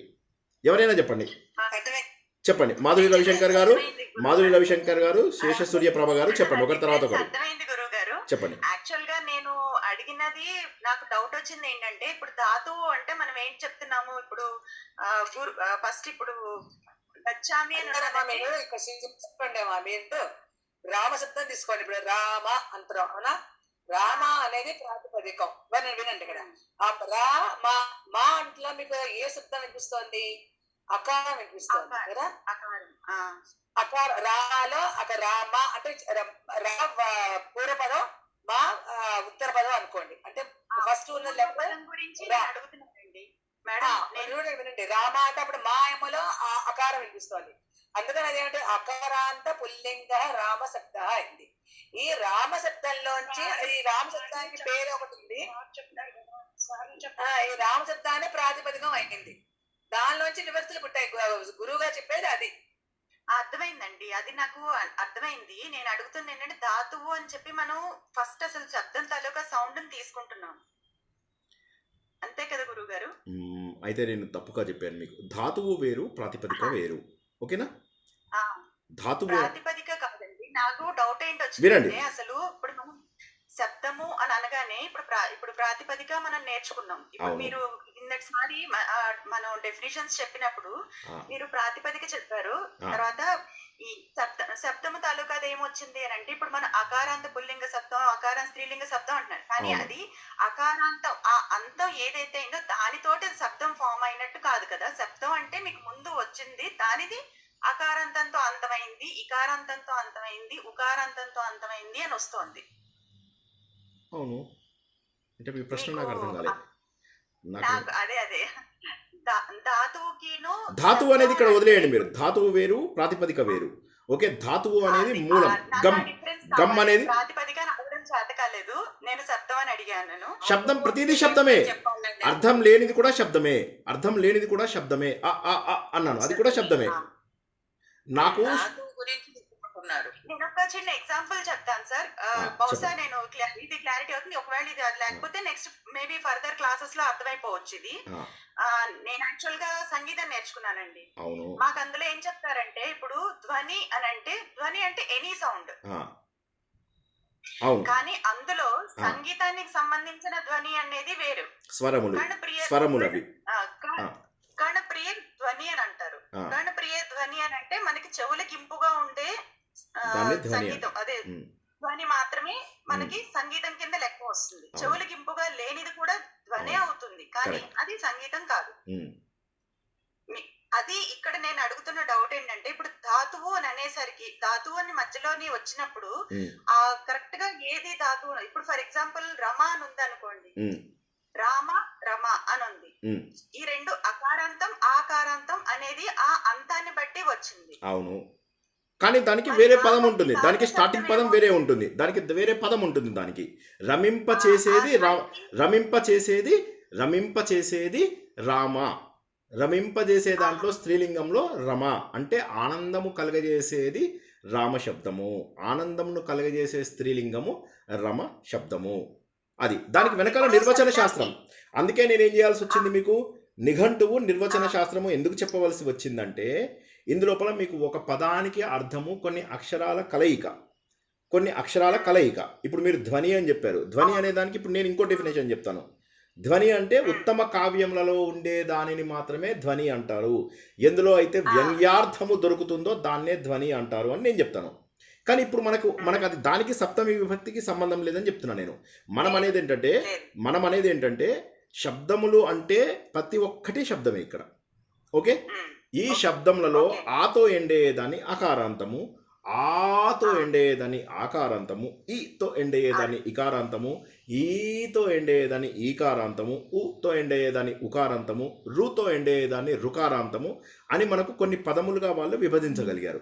అలా అదే వచ్చేటటువంటి శబ్దములన్నింటికి కొన్ని విభక్తులు ఇచ్చారు. విభక్తులు ఎందుకని అవును ఇచ్చారు అంటే మనకు వేరే భాషలలో ఉన్నట్టుగా అవి లేవు, అవి ఆ ప్రిపోజిషన్స్ లాంటివి లేవు. ఫర్, లైక్ ఇలాంటివన్నీ లేవు. ఆన్, ఆన్, ఇన్ ఇలాంటివి లేవు మనకు. లేకపోతే లేవని కాదు, విభక్తులలో కలిపేశారు వాటిని. కలిపేశారు. కలిపేయడం వల్ల ఆ, విభక్తులు కంపల్సరీ అయింది. లేకపోతే ఏమయ్యేది, మీరు ఆ అవునండి పదం ఒక్కటి తెలుసుకుంటే సరిపోయేది. ఆ పదం ఒక్కటి సరే తెలుసుకుంటే మీరు ఇక అన్ని యాడ్ చేసుకోవచ్చు. ఇప్పుడు ఇన్ హౌస్, హౌస్ ఉంది, హౌస్లో అనే దానికి మనకు సంస్కృతంలో ఒక పదం ఉంది. కానీ మనకు ఇన్ ఇంగ్లీష్లో అయితే ఐఎమ్ అట్ హోమ్ అన్నాం అనుకోండి, అట్ అనేవి చెప్పేసాం అంతే. అట్ అని చెప్తే సరిపోతుంది. I'm at home, at office, at ఇది, అట్ అది అని చెప్తే సరిపోతుంది. అట్ అంటే ఎక్కడెక్కడ ఉన్నాము అనేది. కానీ సంస్కృతంలో అలా కాదు, మీరు ఆ నామవాచకంలోనే కలిపేయాలి. అది నామవాచకం లోపలే కలిపేయాలి. ఇప్పుడు వృక్షములో ఉన్న, ఫర్ ఎగ్జాంపుల్ నేను వృక్షంలో ఉన్నాను అనుకోండి, వృక్షే అనాలి. వృక్షము యొక్క ఉన్నాను అనుకోండి, వృక్షస్య అనాలి. అంతేగాని దానికి అక్కడ నాకు ఇంకా వేరే పదాలు లేవు. నాకు ఇంకా యాన్, ఇన్, ఆఫ్ అవును. ఇటువంటివి లేవు. అంటే అందుకోసమే శబ్దం విభక్తులు తాలూకా తెలుసుకుంటాం. రూపం మారి మనకి ఇన్ని యాడ్ అయ్యి మనకి శబ్దానికి రూపాలు వచ్చాయి అన్నమాట. ఇప్పుడు అకారాంతం ఇకారాంతం అదీను విభక్తులు అన్ని కలిపి శబ్దానికి యాడ్ అయ్యాయి. అన్ని శబ్దములే మీరు సరే నేర్చుకుంటున్న ప్రతి ఒక్కటి శబ్దమే. విభక్తులు అనేవి శబ్దమే. ఎందుకంటే మనకు వాడుకకు కన్వీనియంట్ కోసం అని చెప్పేసి. ఎందుకంటే మిగతా భాషలలో లాగా ఇన్, ఆన్, ఎట్ ఇవన్నీ మనకు సంస్కృతంలో వాడము వాటిని. రాముడు యొక్క అని చెప్పేసి మనం యొక్క అని చెప్పేసి అంటున్నాం, కానీ యొక్క అనే పదం సంస్కృతంలో లేదు. రాముడి యొక్క, అచ్చా సీత యొక్క, రాముడి యొక్క, సీత యొక్క, ఈ బాటిల్ యొక్క అన్నిటికీ నేను యొక్క అనే మాత్రమే వాడుతున్నాను. కానీ అది లేదు. ఇందులోపల రాముడి యొక్క అనాలంటే నేను రామస్య అనాలి, సీత యొక్క అంటే సీతాయాహ అనాలి. సరే అలాగే నేను ఈ బాటిల్ యొక్క అంటే కూపి అనుకుందాం. ఫర్ ఎగ్జాంపుల్ కూపస్య ఇట్లా ఏదో మనం చెప్పాలి. అంటే కూపి అనేది మళ్ళీ స్త్రీలింగంలోకి వస్తుంది, కూప్యాహ అని చెప్పేసి చెప్పాలి. ఇలాగే మనకు ఏంటంటే పత్రం యొక్క అనుకోండి, పత్రస్య. కాబట్టి ఏంటంటే ఆ యొక్క అనేది కూడా మారిపోతుంది. నామవాచకముకే తగిలించేస్తాం. నామవాచకమే ప్రతి నామవాచకము 21 గుణములుగా మారిపోతుంది, 21 శబ్దములుగా మారిపోతుంది ప్రతి నామవాచకము. అదే వాడాలి. మనకి ఇంగ్లీష్లో ఉన్నట్టుగా ఆ ఒక్క పదం నేర్చుకుంటే సరిపోదు. హోమ్ అనేది నేర్చుకుంటే at home, in home, on home, for home ఇవి ఈ ప్రిపోజిషన్స్ నేర్చుకుంటే సరిపోతుంది మనకు. కానీ సంస్కృతంలో అలా కాదు, వాటిని మనం విభక్తులలో కలుపుకోవాలి. అది సరే మనకు మెయిన్. మిగతా వాళ్ళకు కూడా ఎవరికైనా అర్థం కాకపోతే ఒకసారి అడగండి. సంస్కృతానికి లేదండి, ఇప్పుడు అర్థమైంది. ఇప్పుడు అంటే ఇంకా నేను ఇంకా ఎక్కువ డిస్ట్రాక్ట్ అయ్యాను, అందుకు కొంచెం సరిపోయింది. ఇప్పుడు నో తెలిసింది. ప్రాబ్లం. ఒక క్లాస్ తీసుకున్నా పర్వాలేదు, కానీ అందరికీ కూడా అర్థం కావాలి. ఇంకా ఎవరికైనా డౌట్ ఉంటే చెప్పండి. వాళ్ళ కేవలం అదే నేర్చుకుందాం మనం. అసలు సంస్కృతంలో ఎందుకు ఇలా జై వచ్చిందో నేర్చుకుందాం. శ్రీకృష్ణ సార్. జై శ్రీకృష్ణ. సరే చెప్పండి. సరే, ఒక చిన్న క్వశ్చన్ ఆవిడ రజని దాని మీద రజని గారు continuation. రజని గారు సత్యశ్రీ గారు తర్వాత. ఆ, ఇప్పుడు మనకి రామ శబ్దం ఉంది, దానికి కూడా ధాతు రూపాలు ఉంటాయండి. ఉంటాయి. గచ్చతికి గమ్ ధాతువు, అవును. రామ శబ్దానికి అలా ప్రతి ప్రాతిపదిక శబ్దానికి ఉంటుంది. ఉంటుంది. ప్రాతిపదిక ఉంటుంది. దానికి ధాతు ఉండదు, వాటి ప్రాతిపదిక ధాతు ఉంటుంది. ధాతు ఉండదు. అంటే నాకు ప్రాతిపదిక ఆవిడ అడిగిన దానికి వినండి, ప్రాతిపదిక ఉంటుంది దానికి. మళ్ళీ ఒకసారి చెప్తున్నాను వినండి. నేను చెప్తున్నది ఎవరు వినడం లేదు. క్రియాపదములకు ధాతువు ఉంటుంది. నామవాచకములు ఏవైతే ఉంటాయో వీటికి మనకు ప్రాతిపదికలు ఉంటాయి. క్లియర్? అదేనండి. ఇదే Yes, నేను sir. అడిగిన క్వశ్చన్ గురువు గారు Exactly. యాక్చువల్గా. ఆవిడ అదే అడిగారనే అర్థమైంది నాకు. అదే థ్యాంక్స్. ఇంకొక చిన్న డౌట్ సార్. ఇప్పుడు మనకి శృతి అనేది ఇకారాంత స్త్రీలింగ పదం కదా. అవును. మరి మనిషి పేరు శృతి అని పెట్టుకుంటే అది శృతి అవుతుందా, శృతి అని అంటే శృతి అని వదిలేయచ్చా? పేరు ఎలా అయినా పెట్టుకోవచ్చు. అంటే అది పేరు ఎలా అయినా పెట్టుకోవచ్చు. సో అది ఎలా అది ఓకే సార్. ఇందులో లేనిది కూడా పెట్టుకోవచ్చు. పేరు ఎలా అయినా పెట్టేసుకోవచ్చు. అది ప్రాబ్లం ఏం లేదు. అంటే శృతి అని మనం వర్డ్స్ తీసుకొని రాసేయచ్చా? ఈ రోజుల్లో అలా పెట్టుకోం కదా. ఇప్పుడు మా పాప పేరు ధృతి, నేను ధృతి అని చెప్పేసి లేదా ధృతి ఏం పెట్టాలి అంత ఆలోచించాడు కదా. ధృతి అంటారు అంతే, అయిపోయింది. That's it. అంతే సంపేర్ చేస్తుంటే ధృతి అంటారు అంతే. అదే సంబోధన కదా. అదే అదే so okay sir, thank you. Sir small doubt sir. అడగండి. ఇప్పుడు ఇకారాంత కకారాంతక అని అన్నారు కదా, అది ఫొనెటిక్స్ అన్నా ఆ సౌండ్ అంటే ఆ ఫొనెటిక్స్ అన్నా అదన్నా ఒకటేనా సార్? ఫొనెటిక్ ఫొనెటిక్స్ అన్నా ఫొనెటిక్ అంటే ఏంటంటే ఎలా పలకాలి అని తెలియజేసేదాన్ని ఫొనెటిక్ అంటారు. ఫొనెటిక్ అంటే ఏంటి? ఉదాహరణకి CALM అని ఉంది, దాన్ని నేను ఎలా చదువుతాను? కాల్మ్ అని చదువుతాను. కామ్, దాన్ని ఫొనెటిక్ అంటారు. ఫొనెటిక్ అనేటటువంటి ఏంటంటే ఉచ్చారణ శాస్త్రంని ఫొనెటిక్స్ అంటారు. ఓకేనా?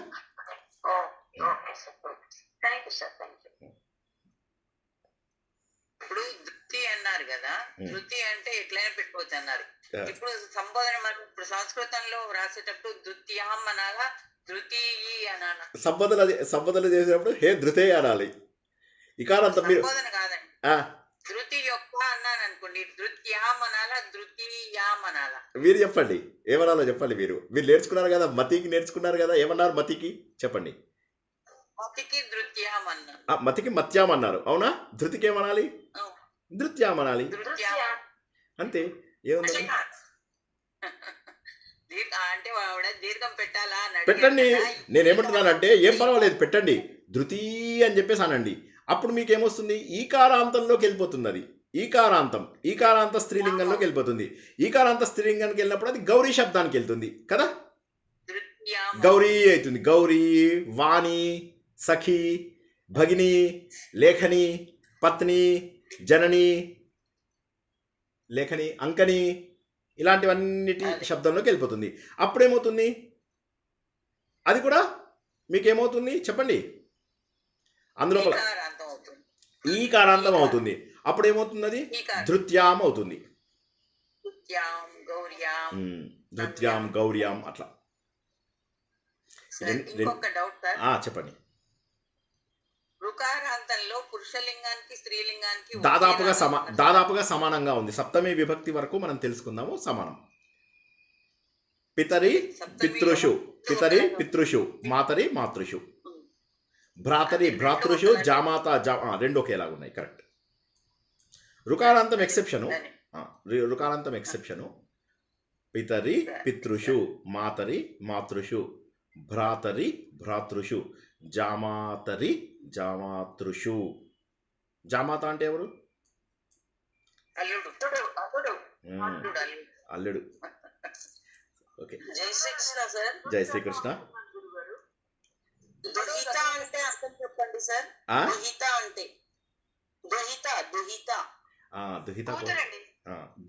దుహిత యొక్క కొడుకు ఎవరు? దౌహిత్రుడు. అవునా? దుహిత అంటే కూతురు. కూతురు యొక్క కొడుకు ఎవరు? దౌహిత్రుడు అంటే మనవడు. సో మనకు ఇప్పటి వరకు చెప్పిన వాటిలో సప్తమి విభక్తికి సంబంధించిన ఏమైనా డౌట్స్ ఉంటే తద్దితాంతం అవుతుంది. అది తద్దితాంతం. అదే మనం ఇప్పుడు అవి కన్ఫ్యూజ్ చేయొద్దు, చెప్పనివి ఇప్పుడు అసలు క్లాస్లో డిస్కస్ చేయొద్దు. తద్దితాంతం అవుతుంది అది. అయితే నాదొక చిన్న రిక్వెస్ట్ గురుగారు, ఈ విభక్తులు కొంచెం టైం ఇవ్వండి. నెక్స్ట్ సబ్జెక్ట్ వెళ్ళే లోపల కొంచెం టైం ఇవ్వండి, కొంచెం ప్రాక్టీస్ అవ్వాలి మా అందరికీ కూడా. అదొకటి రిక్వెస్ట్ చేద్దాం అనుకున్నాను. కొంచెం కన్ఫ్యూజన్ గా ఉంది, ఇంకొంచెం టైం ఇస్తే ప్రాపర్ ఫౌండేషన్ అవుతుందని. టైం ఇచ్చాం కదా, అంటే టైం ఏమి ఇవ్వలేదు. నేను టైం ఎందుకు ఇవ్వలేదు? నేనేమన్నా గొడవ చేశారా? మీరు తొందరగా చెప్పే.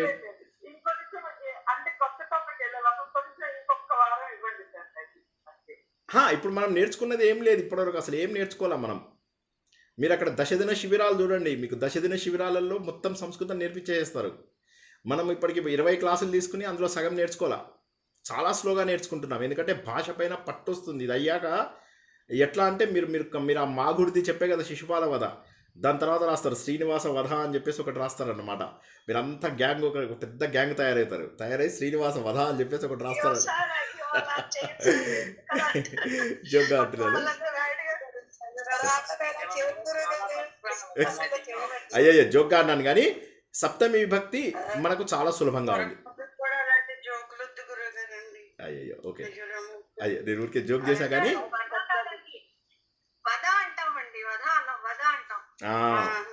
ఇది బాగుంది చూసారా, వధ. కరెక్ట్. వద అంటే మాట్లాడడం. వద్ద శ్రీను వద వద వద్ద వద అంటే ఏంటంటే మాట్లాడడం. సత్యం వద, అవును సత్యం వద, ఎప్పుడు సత్యమే మాట్లాడు. ధర్మం చెర, దీన్ని మనం ఏం చేసాము, ధర్మం చెర చేసేసాం, ధర్మాన్ని చెర చేసేసాం మనం. చెర కాదు అది, చర. చర చర అంటే నడవడం, బ్రహ్మచర్యము, అలా చర చర. అలాగే ధర్మం చెర, సత్యం వద, దీన్నేమో సత్యం వధ చేసేసాం, సత్యాన్ని చంపేసేయి. ధర్మం చెర అంటే చెరబట్టేసేయి, చెరసాల్లో వేసేసేయి అని. కానీ యాక్చువల్గా అది ధర్మం చెర, ధర్మబద్ధంగా నడుచుకో. చర అంటే నడుచుకోవడము. చరాచర జీవరాశులు అని చెప్పి అంటారు కదా, చర. సత్యం వద అంటే మాట్లాడు. ఓకే, మాట్లాడేది కాబట్టి అందమైనటువంటి వదనం. ఓకే, వద నుంచి విద్య, వేదము, ఇవన్నీ కూడా అందులోంచే వచ్చినాయి అన్నమాట, మాట్లాడడంలోంచి వచ్చినటువంటివి.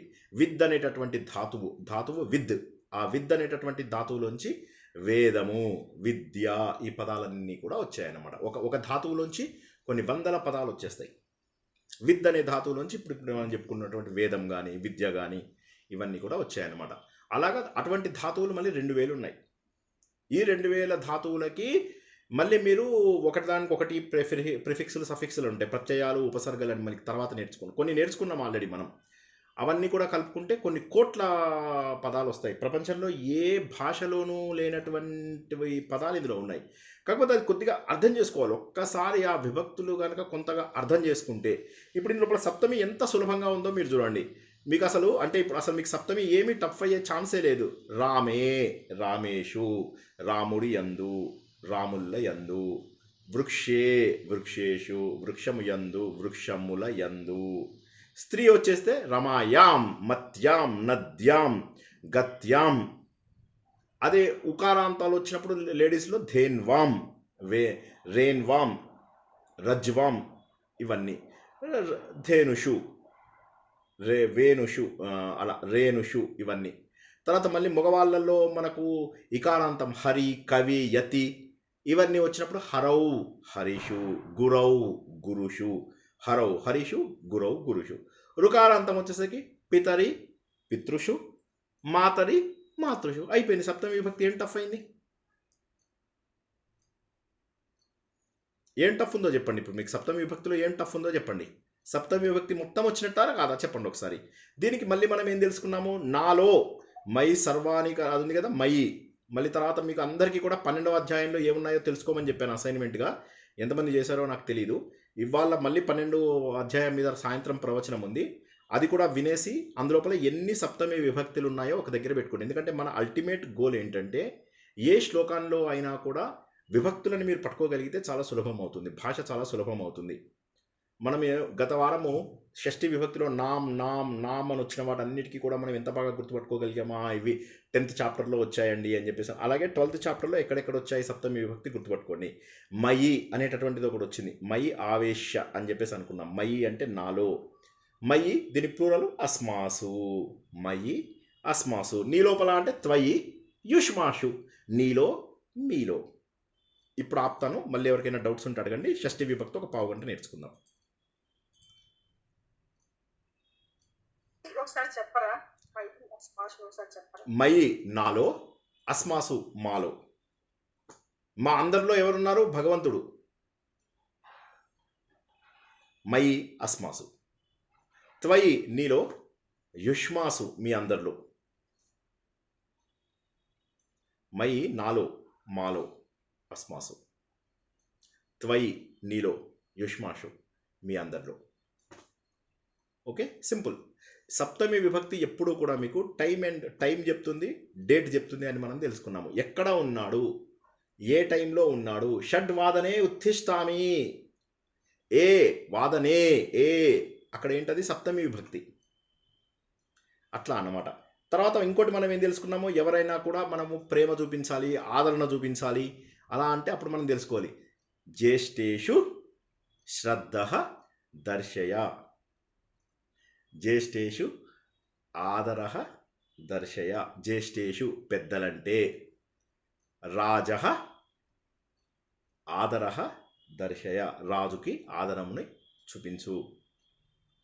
అలాగా. సో అలాగా మనం ఎప్పుడైనా ఎవరికైనా ప్రేమ చూపించాలంటే గుడ్ ఫీలింగ్స్ చూపించేటప్పుడు కూడా సప్తమి విభక్తి వస్తుంది అన్న విషయాన్ని మనము తెలుసుకున్నాము. అది కాక ఎక్కడ ఏ వస్తువులు ఉన్నాయి, ఏనుగులు ఏనుగులు నగరంలో తిరుగుతున్నాయి. గజాహ గజాహ నగరే సంచరంతి. గజాహ నగరే ఒక్క నగరంలో తిరుగు, అన్ని నగరాలలో ఏనుగులే తిరుగుతున్నాయి. గజాహ నగరీషు సంచరంతి. అలాగా. సో అదేవిధంగా మీకు శివుడు గురించి చెప్పాలి. శంభు అని వచ్చింది. దేవుడు పైన, శంభు పైన మీకు భక్తి ఉండాలి. భక్తి అంటే భక్తి. శంభౌ శివుని యందు, ఇందాక మనం తెలుసుకున్నాం. గురౌ హరౌ భక్తి హరౌ భవతు. భక్తి శివౌ భవతు. భక్తి శంభౌ భవతు. భక్తి గురౌ భవతు. అందరూ క్లాస్లో కూర్చున్నారు, పిల్లలందరూ క్లాస్లో కూర్చున్నారు. ఛాత్రాహ కక్ష్యాసు అంటే తరగతులలో, కక్ష్యాసు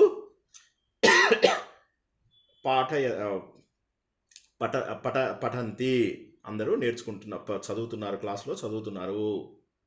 సో ఇలాగ మనకేంటంటే ఆ పదాన్ని బట్టి, అంటే వాళ్ళు ఇక్కడ అంటే ఇది చాలా ఉపయోగపడేది మనకు. ఇక్కడ ఉన్నారు వాళ్ళు, ఇక్కడ కూర్చున్నారు, ఇక్కడ పనులు ఎక్కడున్నాయి, పనులు ఎక్కడున్నాయంటే ఫలాని ఫలాని వృక్షము అనుకోండి. వృక్షం అంటే వృక్షే అని. చాలా వృక్షాలు ఉన్నాయనుకోండి, ఏమనాలి? ఎవరు మాట్లాడటం లేదు. వృక్షేషు వృక్షేషు సంతి, అంతే, సింపుల్. వృక్షేషు సంతి. తర్వాత ఇంకొకటి సప్తమి విభక్తిలో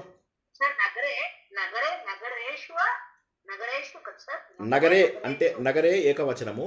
నగరేషు నగరి అంటే నగర, నగరేషు అంటే నగరాలలో, నగరాలలో ఉన్నాయి, నగరాలలో ఉన్నాయి. అది ఈకారాంతమా? నగరి అనేది నగర, నగర, నగర, నగరి ఈకారాంతమేమో అది. ఓకే, ఎనీవే నగరేషు అనుకుందాం ప్రస్తుతానికి. నగరే. నెక్స్ట్ ఇలాగ మనకేంటంటే శ్రీలక్ష్మి గారు అడగండి. నగరం నగరం నగరం నగరే నగరేషు.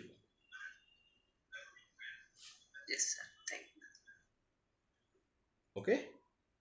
అదే ఇప్పుడు మీరు గిరి తీసుకున్నారంటే, పర్వతాన్ని గిరి అన్నారు అనుకోండి, అప్పుడు ఏమన్నా చెప్పండి ఎవరైనా.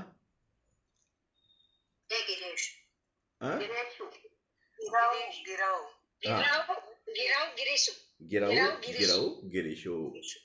నేను పర్వత ప్రాంతాల్లో ఎవరో ఉన్నారు. గిరౌ గిరీషు. సులభంగా ఉంది మీకు, ఇందులో ఏం కష్టంగా ఉంది? సప్తమి విభక్తి చాలా సులభం. సప్తమి విభక్తి చాలా సులభం.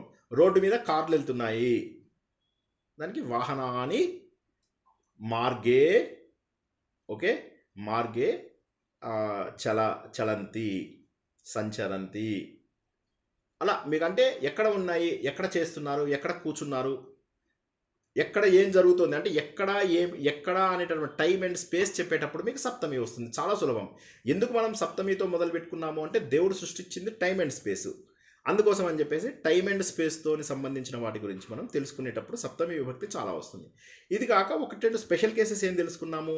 పెద్దల యందు, ఇది జనరల్గా ఏంటంటే పెద్దల యందు మర్యాదగా ఉండు. జ్యేష్ఠేషు ఆదరః భవతు, వాళ్ళతోని శ్రద్ధ ఉండాలి. జ్యేష్ఠేషు దైవేషు, దేవుడి గురించి, దైవం. ఓకే, దైవేషు దేవుళ్ళ యందు శ్రద్ధని భవతు ఉండని. సో కాబట్టి అలాంటి ఒక ఎక్సెప్షన్ కేసు వదిలేసి మిగతా అన్ని చోట్ల కూడా ఇది టైం అండ్ స్పేస్ని చెబుతుంది అని మనం తెలుసుకుందాం. ఇప్పుడు ఆప్తాను ఒక్కసారి, ఇది మీరు ఓకే అంటే షష్ఠి ఒక 5 నిమిషాలు తెలుసుకుందాం.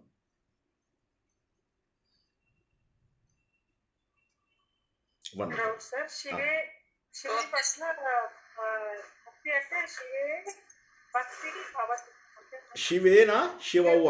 మీకు శివ అనేటటువంటిది శివ అని వచ్చినప్పుడు, శివ అని మనం తీసుకున్నప్పుడు ఏమవుతుంది, మీకు అది శివే వస్తుంది. అదే మీరు శివ కాకుండా శంభు అని చెప్పి తీసుకున్నారనుకోండి, అప్పుడు ఏమొస్తుంది, ఉకారాంతం, శంభవ్ వస్తుంది.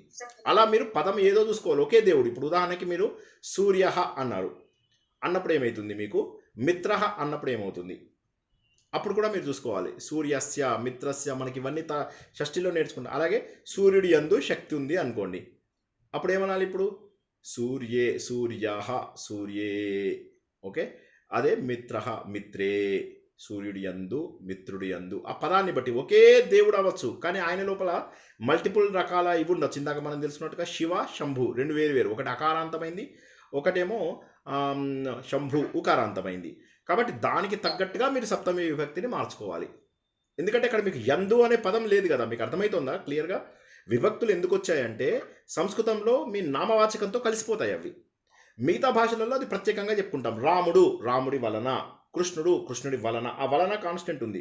సీత సీత వలన, చెట్టు చెట్టు వలన. ఆ వలన చూసారా కాన్స్టెంట్గా ఉంది. సంస్కృతంలో అలా కాన్స్టెంట్గా ఉండదు. రాముడి వలన రామాత్, రాముడి కొరకు రామాయ, రాముడి యొక్క రామస్య.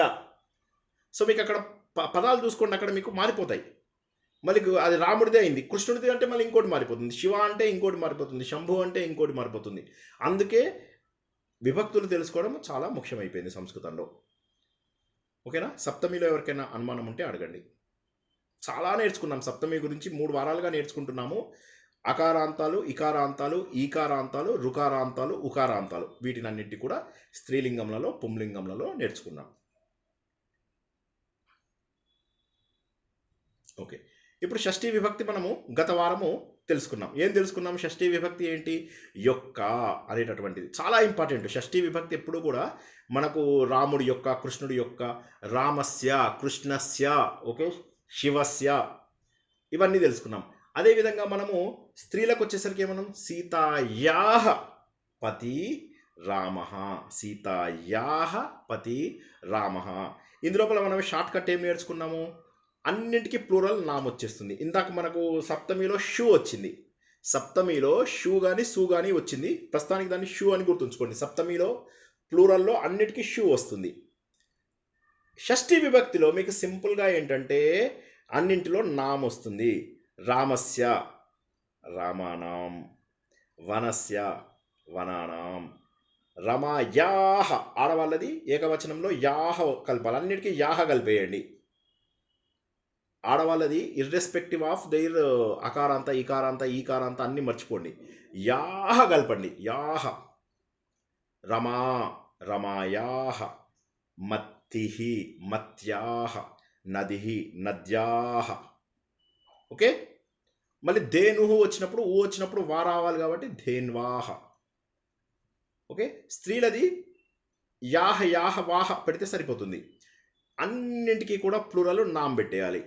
రమాయాః రమానాం, మత్యాః మతీనాం, గత్యాః గతీనాం, నద్యాః నదీనాం, స్మృత్యాః స్మృతీనాం, స్తుత్యాః స్తుతీనాం.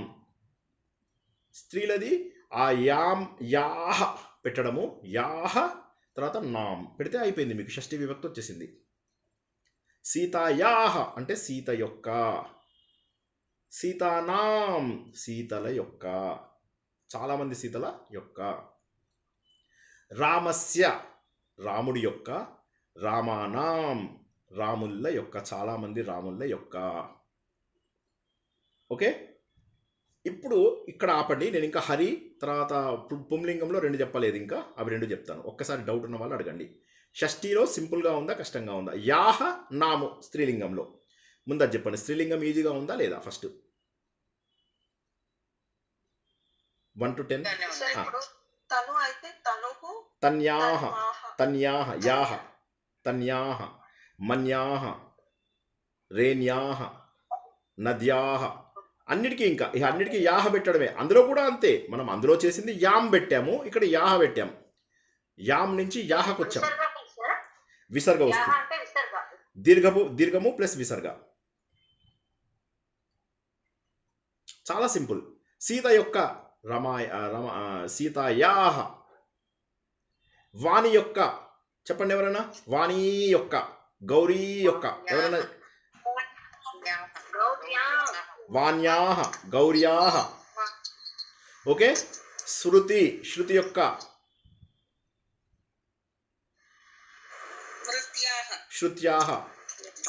ఓకే, కృతి యొక్క, మూర్తి యొక్క, చాలా మంది మూర్తుల యొక్క,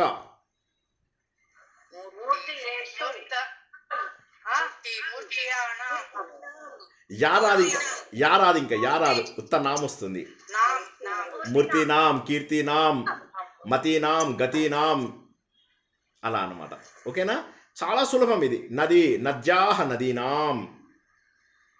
ఒక్క ఉకారాంత స్త్రీలింగంకి ధేనుహు, ధేనుహుకి ధేన్వాహ ధేనునాం, ధేన్వాహ ధేనునాం. ఇది సప్తమి విభక్తిలో ఏమొచ్చింది? ధేనుహుకి ధేనుషు. ఒక్కసారి ఇప్పుడు అందరూ మ్యూట్లోకి వెళ్ళిపోయి మళ్ళీ చెప్తాను. ధేన్వాం ధేనుషు, మత్యాం మతిషు, గత్యాం గతిషు, రమాయాం రమాయాం రమాసు. ఇలా మనకు సప్తమి విభక్తులు వచ్చాయి. ఇక్కడ ఏంటి?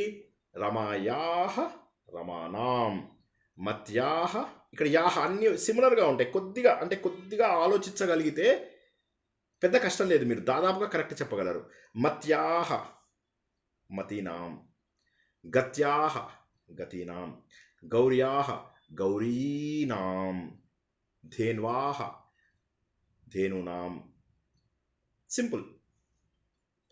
ఓకే. సో ఇప్పుడు మీకు స్త్రీలది చాలా వరకు వచ్చినట్టే. స్త్రీలింగము లోపల మీకు షష్ఠీ విభక్తి వచ్చింది. షష్ఠీ విభక్తిది మెయిన్లీ యొక్క అనేటటువంటి అర్థము మీకు చాలా, అంటే ఎవరిది ఇది, ఈ వస్తువు ఎవరిది, ఈ పని ఎవరిది, వీళ్ళు ఎవరు కొడుకు, వాళ్ళు ఎవరు కొడుకు, ఇవన్నింటి లోపల మీకు షష్ఠీ విభక్తి వస్తుంది అని గత వారం చెప్పాను. దానితో పాటుగా ఇందులోంచి ఇది శ్రేష్టం, ఇందులోంచి అది గొప్ప, ఇవన్నీ మనం తెలుసుకున్నాం. లాస్ట్ వీక్ ఏం తెలుసుకున్నాము? పాండురాజు పుత్రులలో ధర్మరాజు శ్రేష్ఠుడు, పాండవులలో ధర్మరాజు శ్రేష్ఠుడు అని చెప్పేసి తెలుసుకున్నాం. మనం దానికి ఏమని తెలుసుకున్నాము? పాండవానాం భీమః శ్రేష్ఠః, పాండవానాం ధర్మరాజః ధీరః. ఇలా మనము ఈ విధంగా మనకేమొస్తుంది? నామ్ నామ్ నామ్ అని ఏదైతే వస్తుందో అది మనకు ప్లూరల్లోకి వచ్చేసింది. అది కూడా మనము యూజ్ చేస్తాం. అంటే వీరి లోపల ఆయన ఏమన్నాడు? మాసానాం మార్గశీర, అంటే మార్గశీర్ష మాసమును నేను, మాసానాం, అలాగా. కాబట్టి ఏంటంటే ఇది మనకు బాగా ఉపయోగించేటటువంటిది. ఈ నామ్ నామ్ అనేటటువంటిది మనం చాలాసార్లు ఉపయోగిస్తాము. ఇది మనం గత వారం కూడా తెలుసుకున్నాము. మనం ఏం తెలుసుకున్నాము? పిల్లలలో మగపిల్లలు బుద్ధిమంతులు. దానికి ఏమని తెలుసుకున్నాం మనం? ఛాత్ర ఛాత్రానాం, అంటే ఛాత్రస్య ఛాత్రానాం, ఛాత్రానాం. ఇప్పుడు ఇక్కడ మనకేమైంది? యొక్క అనే పదం వాడడం లేదు. మనం యొక్క అనేవన్నీ మనం తెలుసుకున్నాము, వారి యొక్క వీరి యొక్క అని. కానీ ఇక్కడ ఏంటి? ఒక గుంపులోంచి కొంతమందిని బయటికి తీసేటప్పుడు ఏమవుతుందంటే ఆ నామ్ కూడా ఉపయోగించవచ్చు. అంటే షష్ఠీ విభక్తి రెండు రకాలుగా. మళ్ళొకసారి చెప్తాను చూడండి. సప్తమికి షష్ఠికి ఏంటి తేడా? సప్తమి ఒక టైం అండ్ స్పేస్ చెప్తుంది. ఎక్కడ? టైము. శ్రీనివాస్ ఎక్కడున్నాడు అంటే రావంతపూర్లో ఉన్నాడు. శ్రీనివాస్ ఏ టైంలో నిద్రలేస్తాడు? ఇవి చెప్తాము. షష్ఠీ విభక్తి వచ్చేసరికి ఏమవుతుంది? శ్రీనివాస్ యొక్క ఇల్లు ఎక్కడుంది? శ్రీనివాస్ యొక్క. దానితో పాటు గుంపు లోపల ఒక వ్యక్తిని బయటికి తీసుకురావడానికి, ఒక కారణాన్ని బయటికి తీసుకురావడానికి, ఒక గుంపును బయటికి తీసుకురావడానికి, అలా అన్నమాట. అంటే నెలలో నేను మార్గశిర మాసమును, సర్పములలో నేను వాసుకుని, అనంతుడను. ఇట్లాగ మనకేంటంటే ఒక్కొక్క దాంట్లోంచి నేను ఎవరిని అని చెప్పి చెప్పేటప్పుడు కూడా షష్ఠీ విభక్తి యూజ్ చేస్తారు. షష్ఠీ విభక్తి యొక్క పర్పస్ గురుగారు మాసానాం అనే సత్యం చెప్పాలి, మాసేషు అనే సప్తమినే చెప్పకూడదు. చెప్పచ్చు. అది యాక్చువల్గా మాసేషు కూడా కరెక్టే. కాకపోతే ఇక్కడ ఏంటంటే చాలాసార్లు షష్ఠీ సప్తమికి కనుక క్లాష్ వచ్చినప్పుడు వాళ్ళు షష్ఠీ వాడతారు. జనరల్గా అది అది కూడా కరెక్టే. అది నేను చెప్పాను కూడా. తృతీయ విభక్తి షష్ఠీ విభక్తి వచ్చేటప్పుడు కూడా సప్తమి విభక్తి వాడవచ్చు అని చెప్పి మనము మొట్టమొదటి క్లాస్ లోపల తెలుసుకున్నాము. ఓకే. సో అందరూ అందుకోసమే నేను ఏమంటానంటే 18, 19, 20, ఇవాళ 21వ క్లాసు, ఇవి 4ంటిని పక్కన పెట్టుకుని చక్కగా విని నోట్స్ రాసుకుని ఒకసారి ప్రాక్టీస్ చేసుకుంటే ప్రతి పదము మనం వాడినది రాసి పెట్టుకోండి. ఈ వారం రోజులు ఇవే ప్రాక్టీస్ చేసుకోండి. షష్ఠీ కంప్లీట్ అయిపోయింది, సప్తమి కంప్లీట్ అయిపోయింది. షష్ఠీ లోపల మనకు మెయిన్ ఇదేంటంటే నాది అనేది తెలుసుకున్నాం మనం. మమనామ శ్రీనివాస. ఓకే. మమ అనేది కూడా ఇక్కడ మనకు ఇది వస్తుంది. తవ నామ కిం మనం ఫస్ట్ డే నాడు నేర్చుకున్నాం. అవునా? తవ మమ, మమ నామ శ్రీనివాస, తవ నామ కిం. ఓకే, సో అది ఆ మమ తవ అనేది కూడా షష్ఠీ విభక్తినే. నా యొక్క, ఇప్పుడు ఎప్పుడు గుర్తుంచుకోండి, మనం తెలుగులో నా అంటాము, కానీ సంస్కృతంలో క్లియర్గా నా యొక్క అనాల్సిందే సంస్కృతంలోకి ట్రాన్స్లేట్ చేసేటప్పుడు. ఎందుకోసం అంటే ఇంతకుముందు చెప్పినట్టుగా ఆ పదం లోపల అది ఇన్వాల్వ్ అవుతుంది. అహం అంటే నేను, కానీ మమ అని వచ్చింది కదా ఇక్కడ మరి, కాబట్టి అది అందులో విభక్తి కలిసిపోయింది. నేను ఇంతకుముందు చెప్పినట్టుగా పదం లోపల విభక్తి కలిసిపోతుంది సంస్కృతంలో. ఆ అహం అనే పదంలో కలిసిపోయింది ఇక్కడ విభక్తి. ఏమని? నా యొక్క అనేటటువంటి, అహం అంటే నేను, మమ అంటే నా యొక్క. అది గుర్తుంచుకోవాల్సిందే. నేను నా యొక్క, నా యొక్క. సో అట్లా మనకు తెలుగుని సంస్కృతంని చాలా వరకు కంపేర్ చేయడం కష్టము. ఎందుకంటే సంస్కృతంలో విభక్తిలోనే దాని అర్థం కూడా కలిసిపోతుంది. మమ నా యొక్క, మమ నామ శ్రీనివాస, తవ నామ కిం, అట్లా అన్నమాట. మమకి ప్లూరల్ ఫామ్ అస్మాసు, కం కం అస్మాకం, మా యొక్క, మా యొక్క. మీరు మా యొక్క ప్రార్థనను మన్నించి రావాలి అని చెప్పేసి మనము పెళ్ళిళ్ళలో అస్మాకం.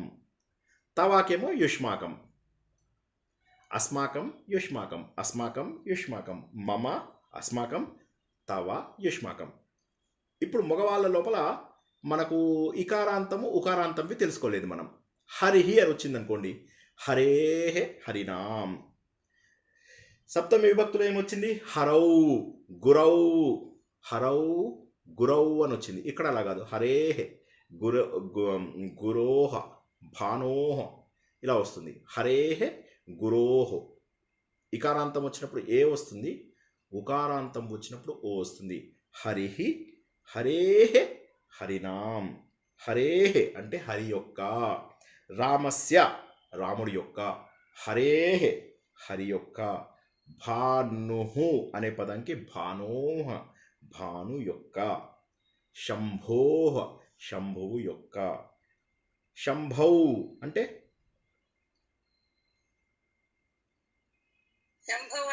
సప్తమి అయింది సార్. సప్తమి అయింది. అందరూ భయంకరమైన నిద్రలోకి వెళ్ళిపోయారు ఒక్కసారి అందరూ. శంభౌ అంటే సప్తమిలోకి వెళ్ళిపోయింది. శంభోహ రెండు చుక్కలు కూడా పెడితే శంభుడి యొక్క అని చెప్పేసి వస్తుంది. అది. సో అలాగా మనకు ఇప్పుడు ఏం తెలుసుకున్నాం మనం, ఒక్కసారి మళ్ళీ మనం చూసుకుందాము. రాముడు, రామస్య రాముడి యొక్క, రామస్య పతి సీత, సీతాయాహ రామస్య పత్ని సీత, రామస్య పుత్రః లవః, రామస్య జనకః దశరథః. ఓకే, దీన్ని మనం అంతే. అది మారదు, ప్లూరల్ ఎప్పుడు మారదు. దీంట్లో కానీ మీకు సప్తమిలో కానీ ప్లూరల్ మారదు. అందులో షూ వస్తుంది, ఇందులోపల ఏమో నామ్ వస్తుంది. చాలా ఈజీ, నేను అదే చెప్తున్నా. మీరు అది ఒకసారి పెన్ను పేపర్ పెట్టక, ఈ ప్రాబ్లం అంతా ఎక్కడ వస్తుంది తెలుసా? ఒకసారి పెన్ను పేపర్ పెట్టండి, రాసి చూసుకోండి నోట్స్ని. 18th క్లాస్ 19th క్లాస్ ఇవాళ 20 4 క్లాసులు అయ్యాయి మనకి ఇప్పటికి విభక్తులది. ఒక్కసారి అన్ని దగ్గర పెట్టుకొని చూడండి, మీకు ఎంత సులభం అవుతుందో. ఎందుకంటే మీరు ఎన్ని చదివినా ఎన్ని ప్రాక్టీసులు చేసినా ముందు మీరు ఒకసారి పెన్ను పెడితే తప్ప మీకు కూడదు. హరేహే అక్కడేమొచ్చింది హరౌ, ఇక్కడ గురోహో అక్కడేమొచ్చింది గురౌ. ఇది మీకు గుర్తుంచుకోవాలి. హరేహే హరిషు,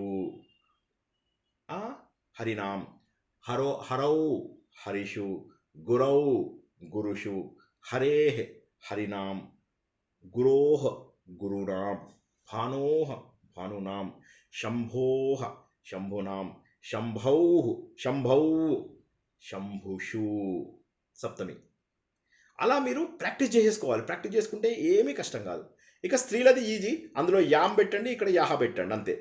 రామాయాహ మత్యాహ నద్యాహ గత్యాహ గౌర్యాహ సీతాయాహ. ఆ యాహ పెడితే వారి యొక్క, సీతాయాహ పతి రామః, సీతాయాహ జనకః జనకః, సీతాయాహ. ఫలేషు ఫలానాం రెండు కూడా వాడొచ్చా సార్? ఫలేషు ఆమ్రఫలం ఉత్తమం. అవును, అలాగే ఫలానాం వాడచ్చు. ఆమ్రఫలం అంటే లో యొక్క అనేది షష్ఠిని రెండు కింద కూడా వాడచ్చు. అది లో యొక్క అనేటటువంటి మీనింగ్ రాదని చెప్పాను, అదే నేను అనేది. ఇవి ఎక్సెప్షన్ కేసెస్. ఇక్కడ మీరు యొక్క రాదు, ఇక్కడ మీరు ఉన్నప్పుడు యొక్క అనే మీనింగ్ రాదు. ఎప్పుడైతే మీరు దాన్ని ఫలానాం అన్నారనుకోండి, అప్పుడు మీకు అక్కడ యొక్క అనే మీనింగ్ రాదు. ఫలానాం అన్నప్పుడు ఫలముల యందు, రకరకాల ఫలముల యందు నారికేలం ఉత్తమం, ఆమ్రఫలం ఉత్తమం. ఇప్పుడు అలాంటప్పుడు నాకు అదే డౌట్, వేదానాం సామవేదోస్మి అన్నప్పుడు వేదానాం అన్నప్పుడు వేదేషు ఉంటాయి, ఇది ఎలా సెట్ అవుతుందో నాకు అర్థం కాలేదు. షష్ఠీ భక్తిలో యొక్క అంటున్నాను కదా, యొక్క అనకూడదు. అంది యొక్క అనేది ఒక కేసు, యొక్క అనేది ఒక కేసు. అందుకే ప్రతిసారి మనం ఏం తెలుసుకుంటున్నాము, రెండు అర్థాలు, మూడు అర్థాలు ఎన్ని ఉంటాయి అని తెలుసుకుంటున్నాం కదా. మనకు తెలుగులో కూడా వలెనన్ కంటెన్ పట్టి, నిన్ను యొక్క లోన్ లోపలన్ చేతన్ చేన్ తోడన్ తోన్ ఇవన్నీ ఉన్నాయి కదా. తెలుగులో కూడా ఇలాగే ఉంటాయి. కాకపోతే తెలుగులో ఏంటంటే లక్కీగా అవి మనం అక్కడిక్కడ మనకు వాడుకుంటాం. ఇందులోపల ఏమైందంటే నామవాచకంలో కలిసిపోతాయి. అవి కలిసిపోవడం వల్ల మనకు కన్ఫ్యూజన్ అనిపిస్తుంది. గ్రూప్ లో సెపరేట్ చేసినప్పుడు వాడాలి వాడతాము. ఒక సింగులర్ కేసుకి చెప్పు రామస్య కృష్ణస్య అని సింగులర్ కేసులో యొక్క వస్తుంది. కరెక్ట్. గ్రూప్ లో చెప్పినప్పుడు మీనింగ్ ఇంకొకలాగా తీసుకోవాలి. అంటే సందర్భాన్ని బట్టి రెండు అర్థాలు వస్తాయి, సందర్భాన్ని బట్టి రెండు అర్థాలు వస్తాయి అన్న విషయాన్ని మనం తెలుసుకున్నాం. షష్ఠి రెండు సందర్భాలలో వాడుతున్నాము. ఒకటేమో వీరికి చెందినది. షష్ఠి అనేది ఒక సంబంధమును తెలియజేస్తుంది. ఏం తెలియజేస్తుంది? సంబంధమును తెలియజేస్తుంది. ఈ సంబంధము యొక్క అంటే వాళ్ళకి ఏం సంబంధం అది తెలియజేస్తుంది. రెండవది ఏంటి? ఒక గుంపు లోపల నుంచి ఒక ప్రత్యేకమైన వస్తువును బయటికి తీసేటప్పుడు కూడా షష్ఠీ విభక్తి ఉపయోగిస్తాం. ఈ రెండు దాని మెయిన్ పర్పసెస్. సప్తమి విభక్తి వచ్చేసరికి ఏమైంది? ఎక్కడ అనేటప్పుడు టైం అండ్ స్పేస్ వాటికి సంబంధించింది వస్తుంది. గుంపులోంచి మనం తీసినప్పుడు వస్తుంది. ఎవరినైనా గౌరవించడానికి వాటికి వీటికి వస్తుంది. తర్వాత పైన కింద. వాడు ఎక్కడ కూర్చున్నాడు? కుర్చీలో కూర్చున్నాడు. ఆసందే ఉత్తిష్టతి, కుర్చీ మీద కూర్చున్నాడు. కటే ఉపవిశతి, ఆసందే ఉపవిశతి, కటే ఉపవిశతి. అందులో అనేటప్పుడు కూడా అక్కడ మనకు సప్తమి విభక్తి వస్తుందని చెప్పి తెలుసుకున్నాం ఇంతకుముందు. సప్తమి విభక్తి ఒక పైన అనే దాన్ని కూడా తెలియజేస్తుంది. అంటే కుర్చీలో కూర్చున్నాడు అంటే ఆసందే, ఆసందం అంటే సీటు, ఆసందే ఉపవిశతి. నేల మీద కూర్చున్నాడు, చాప మీద కూర్చున్నాడు, కటే ఉపవిశతి. అలాంటి సందర్భాలలో కూడా మనకు సప్తమి విభక్తి వస్తుంది. సప్తమి విభక్తి టైం అండ్ స్పేస్ వాటికి వస్తుంది. తర్వాత జ్యేష్ఠేషు ఆదరహ అంటే మంచిగా పెద్దవాళ్ళ యందు గౌరవం చూపించు. దైవేషు భక్తి దర్శయ, దేవుళ్ళ యందు భక్తిని చూపండి. దైవేషు, జ్యేష్ఠేషు, రాజుకి సంబంధించినటువంటి పదములు వస్తాయి మనకు. అది ఇప్పుడు చెప్పట్లేదు, కావాలనే రాజు గురించి చెప్పడం లేదు. రాజన్ అనేటటువంటిది ఒక కొత్త పదము, మళ్ళీ దానికి కన్ఫ్యూజ్ అవుతారు మీరు. రాజన్ ఇంకా మనం నేర్చుకోలేదు. సో ఇట్లాంటి వాటన్నిటికీ కూడా చెప్పండి టీవీ మణి గారు. ఇప్పుడు వాళ్ళ వస్తువులు చాలా పుస్తకాలు వారివి వాళ్ళవి అని చెప్పాలి. ఇది ప్లూరల్ అది ప్లూరల్. అప్పుడు ఎలా చెప్పాలి? చెప్పండి మీరు. పుస్తకాలు కాదు, పుస్తకాలు రాముళ్ళవి చెప్పండి ఇప్పుడు మీరు. అదే పుస్తకానాం రామానాం అనాలా? రామానాం అంటామా? రాముళ్ళకి సంబంధించినవి. రాముళ్ళకు అన్నప్పుడు ఏమొస్తుంది మీకు? అది ద్వితీయ విభక్తిలో ప్లూరల్ వస్తుంది, అవునా? ద్వితీయ రామాన్ వస్తుంది ద్వితీయ విభక్తిలో. రామం రామాన్. మీరు ద్వితీయ విభక్తి మర్చిపోయినట్టున్నారు. రామం ఎవరికి సంబంధించినటువంటిది? రామం.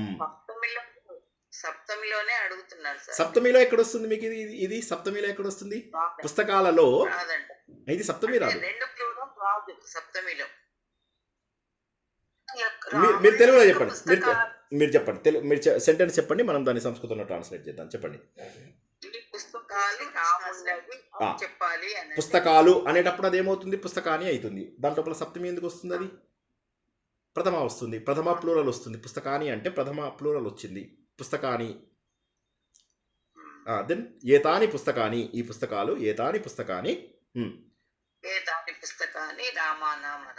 రామ అంటే రాముడి యొక్క, రామానాం ఏతాని పుస్తకాని.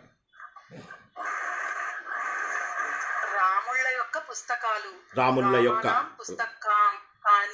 కానీ ఏతాని పుస్తకాని రామానాం అనుకోండి. అంటే పదములు అటు ఇటు అయినా పర్వాలేదు, సంస్కృతంలో ఆర్డర్ ఎటు అయినా పర్వాలేదు.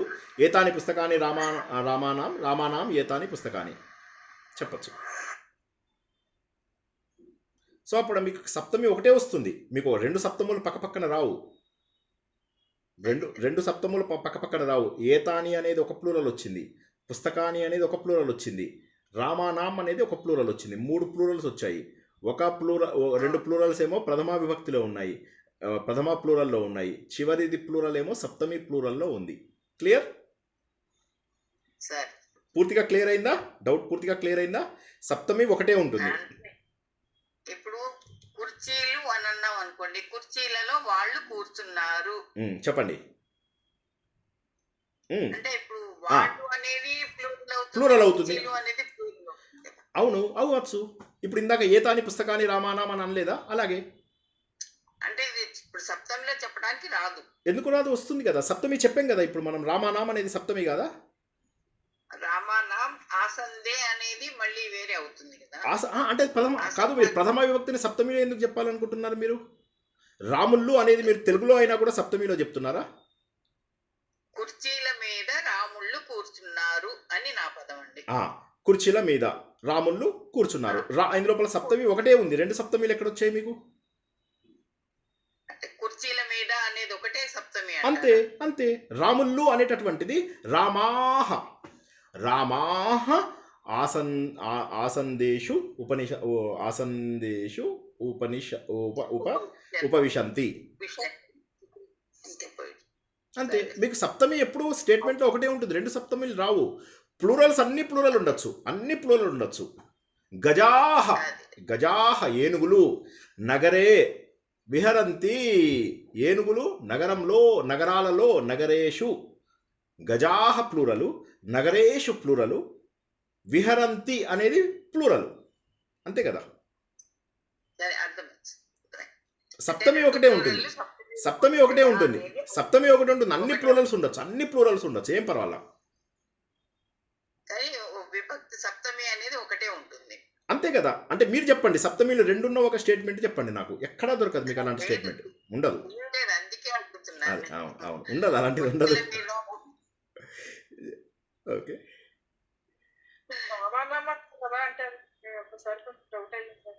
ఏంటండి?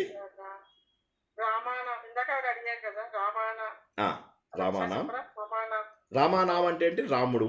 ఏంట ప్రశ్న ఏంటి? నాకు అర్థం కాలేదు ఇందాకది. ఏతాని పుస్తకాన్ని రామానాం అంటే, రామానాం అంటే ఈ పుస్తకాలు రామానాం అస్తు అంటే వాళ్ళకి సంబంధించినవి. ఏతాని పుస్తకాన్ని రామానాం అస్తు, ఇవి పుస్తకాలు రాముడు వాళ్ళ యొక్క పుస్తకములు. ఏతాని పుస్తకాన్ని, ఈ పుస్తకాలు ప్లూరల్, రెండు ప్లూరల్. రామానాం రాముళ్ళ యొక్క, అస్తు అయి ఉన్నాయి, సంతు అయి ఉన్నాయి. అస్తు సంతు తీసేసేయచ్చు కూడా, దాన్ని అధ్యాహారం అంటాం. అధ్యాహారము తీసేసేయచ్చు. అవును షష్ఠినే కదా. అవును షష్ఠినే అది. రాముల్లో యొక్క అనేది సప్తమి ఎలా వస్తుందండి? షష్ఠి విభక్తి వస్తుంది. యొక్క అంటే సప్తమి కదా, షష్ఠి కదా. ఇప్పుడు మీరు ఒకటి గుర్తుంచుకోండి, యొక్క మీకు మళ్ళొకసారి చెప్తాను, ఆల్ క్యాన్సిల్, మళ్ళొకసారి జాగ్రత్తగా వినండి. షష్ఠి విభక్తి 2 సార్లు ఉపయోగిస్తాము. ఒకటి యొక్క బంధమును చూపించినప్పుడు, అదొక కేసు, అయిపోయింది అది. ఇంకా దాని గురించి మనం మాట్లాడద్దు, నో క్వశ్చన్స్. రెండవది ఏంటంటే, షష్ఠి విభక్తి ఎప్పుడు యూజ్ చేస్తామంటే, కొంత గ్రూప్లోంచి ఒకరినైనా ఎలివేట్ చేసేటప్పుడు కూడా వాడచ్చు. మాసానాం, రామానాం, వృక్షానాం వృక్షములయందు, ఫలానాం ఫలములయందు, ఏది గొప్పది అలా చెప్పడానికి మనము షష్ఠి విభక్తి వాడతాము. షష్ఠి విభక్తి 2 కేసుల్లో వాడతామని తెలుసుకున్నాం. ఒకటేమో ఎవరికి చెందింది అని చెప్పి చెప్పడానికి వాడతాము, రెండవదేమో వాటి యందు అని చెప్పి చెప్పడానికి వాడతాము.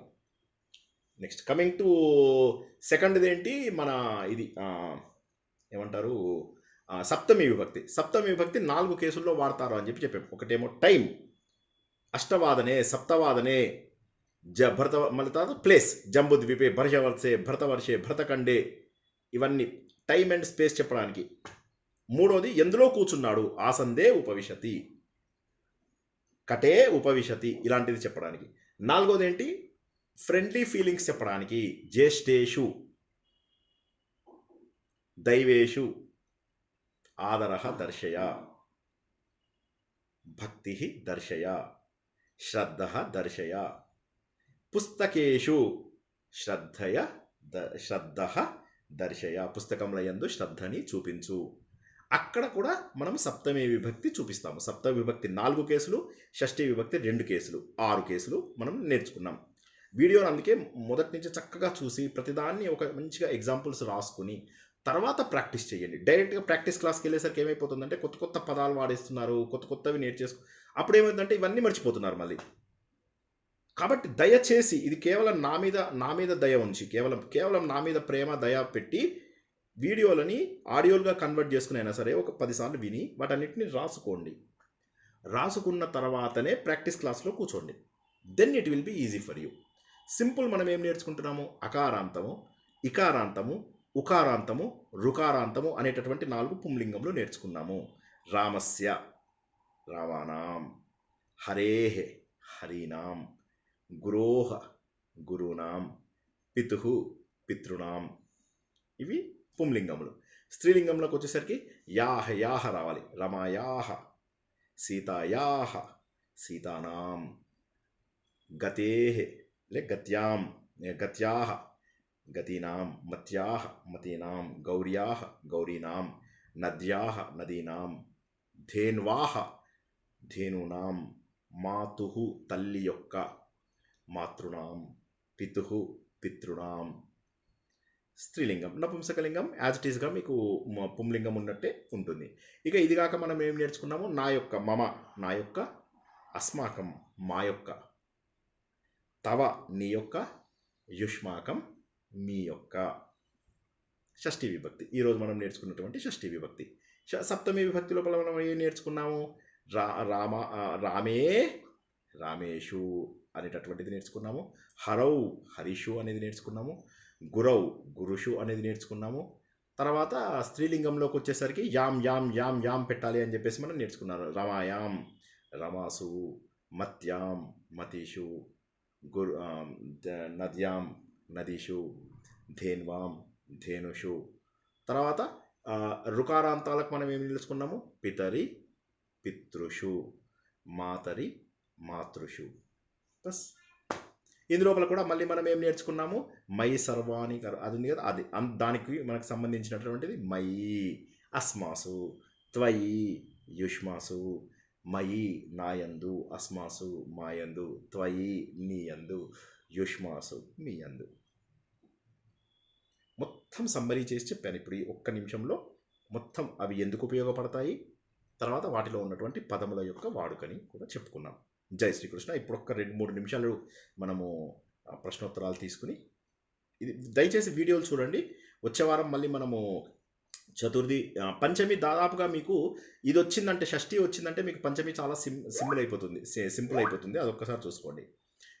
జై శ్రీకృష్ణ. ఇప్పుడు ఏమన్నా ఇవాళ చెప్పిన వాటిలో ప్రశ్నలు ఉంటే అడగండి.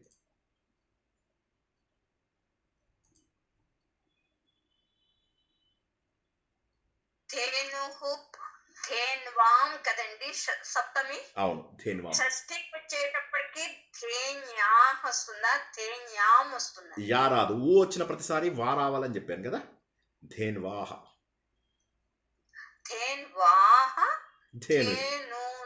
ధేనునాం. ఇక్కడ ధేన్వాం ధేనుషు. ఇక్కడ సున్నా వస్తుంది, అక్కడ విసర్గ వస్తుంది. Correct correct. సున్నా కాదు, మకారాంతం. సరే, ధేన్వాం ధేనుషు, అక్కడ ధేన్వాహ ధేనునాం. యా. ఇంకెవరికైనా ప్రశ్నలు ఉన్నాయా? చక్కగా రాసుకోండి, మంచిగా రాసుకొని ఒక్క 2 నిమిషాలు గట్టిగా, 2 నిమిషాలు, నేను ఎక్కువసేపు కూర్చోమని కూడా అనట్లా, 2 నిమిషాలు ఏ పదంకి ఏం వాడాము, అకారాంతంకి ఏం వాడాము, ఇకారాంతంకి ఏం వాడాము, దాని అర్థం ఏంటి, ఏ కేసుల్లో వాడతారు. సప్తమి విభక్తి 4 కేసుల్లో వాడతారు, షష్ఠీ విభక్తి 2 కేసుల్లో వాడతారు. ఖతం, సాల్వ్. అండ్ అన్నీ సిమిలర్గా ఉన్నాయి, మీకు ఏం కష్టం లేదు. కొద్దిగా మీకు హరే గురోహ కొద్దిగా కొత్తగా అనిపిస్తాయి. అది మీరు పంచమిలోకి వచ్చేసరికి అలవాటు అయిపోతుంది మీకు. అట్లా కూడా అలాగే వస్తుందా? Yes yes yes, correct. తన్వాహ వస్తుందా? తన్వాహ తనునాం. రేణు, రైట్. రేణుహు రేణ్వాహ రేణునాం.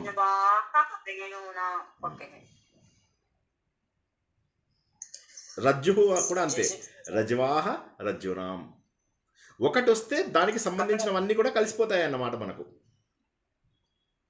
బహువచనంలో అంటే నో అనేది దీర్ఘం పెట్టుకోవాలా?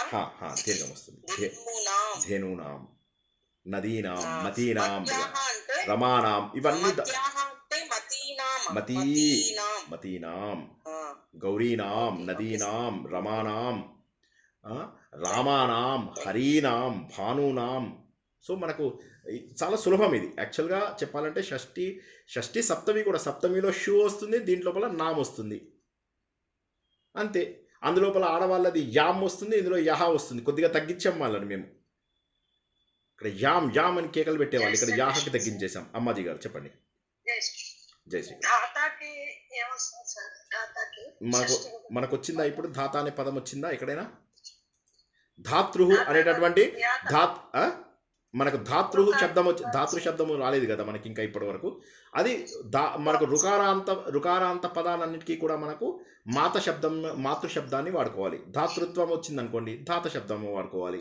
ఇక్కడ ధాతృ అనేటటువంటి పదానికి సంబంధించినది కాబట్టి మీకేమొస్తుంది? ధాతు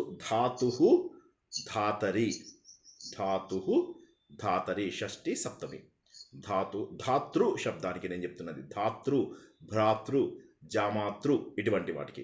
ఓకేనా? తెలుసుకున్నవే ప్రాక్టీస్ చేద్దాం, ఏమనుకోవద్దు. తెలుసుకున్నవే ప్రాక్టీస్ చేయండి. Yeah correct. షు ధాతరి, ధాతృషు. నేనేమంటానంటే దయచేసి కొత్తవి ఎక్కువ తీసుకోకండి, మీకు మళ్ళీ కన్ఫ్యూజ్ అవుతారు. చెప్పినవే బాగా ప్రాక్టీస్ చేయండి. తర్వాత ఇంకా చాలా పదాలు వస్తాయి కొత్తవి, అవి మనం ఇప్పుడు రాజన్ పదం ఇందాక చెప్పాను కదా, అది మనం ఇంకా నేర్చుకోలేదు, మెల్లమెల్లగా నేర్చుకుంటాం అవి. సరేనా? జై శ్రీకృష్ణ సార్. జై శ్రీకృష్ణ. ఇలా అనొచ్చండి, రామాలయానాం అయోధ్య రామాలయం సుందరః అనండి, శ్రేష్ఠ అనండి, ఉత్తమం. ఆలయానాం అనాలి అప్పుడు మీరు. ఆలయానాం, రామాలయానాం అనకు. రామాలయాలలో కూడా అనొచ్చు, అనొచ్చు. అయోధ్య ఆలయం, అయోధ్య రామాలయం శ్రేష్టం. అక్కడ ఆలయం అన్నప్పుడు శ్రేష్టం అని వస్తుంది, ఆలయ అన్నప్పుడు శ్రేష్ఠ అని వస్తుంది. ఓకేనా? దాని పదాన్ని బట్టి కూడా మనము ఇచ్చేయాలి. పదాన్ని బట్టి కూడా మనము శ్రేష్టం అట్లా. ఉత్తమం, ఉత్తమ. మీరు కన్ఫ్యూజ్ అవుతారు, బట్ పర్వాలేదు, మీరు చెప్పింది కరెక్టే. ఓకే.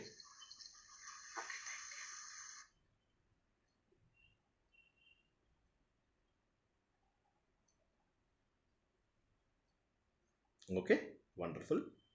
దయచేసి నేను మళ్ళీ చెప్పేది ఏంటంటే ఒక్కసారి చూడండి. మీకు ఎక్కువ టైం పడితే నన్ను అనండి. సరిగ్గా 15 నిమిషాలు మీకు ఒక్కసారి 15 నిమిషాలు కూర్చొని మొత్తం అన్నీ వినండి, నోట్స్ని కన్సాలిడేట్ చేయండి. 15-20 నిమిషాలు కష్టపడండి, మీకు ఆ ప్యాటర్న్ అర్థమైపోతుంది.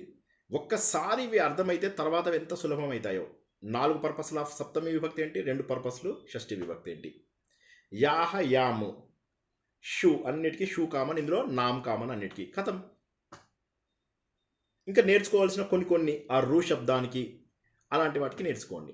ఆ రూ శబ్దానికి ఏంటి, పితరి, పితృషు, అట్లా అలాంటివి మాత్రం నేర్చుకోవాలి. అలాంటివి మీకు కన్ఫ్యూజ్ అవుతాం, వాటిని నేర్చుకుంటే సరిపోతుంది. ఓకే. లాస్ట్ క్వశ్చన్ ఏమన్నా ఉంటే తీసుకుని ఏకతా మంత్రము, శాంతి మంత్రం ఎవరైనా చదివితే మనం క్లోజ్ చేద్దాం. శ్రమ పడకపోతే మటుకు ఖచ్చితంగా గుర్తుంచుకోండి. శ్రమ పడకపోతే ఇప్పుడు మనం ఇంతకుముందు నేర్చుకున్నవన్నీ కూడా వృధా అవుతాయి. ఎందుకంటే ఇంతకుముందే మనం ఆల్రెడీ విభక్తులన్నింటినీ వాటి పర్పస్లు ఏంటి మనం కొంతవరకు తెలుసుకున్నాం. ఇప్పుడు కొద్దిగా డీప్ డైవ్ చేస్తున్నాం, ఇంకా సులభం అవ్వాలి మీకు.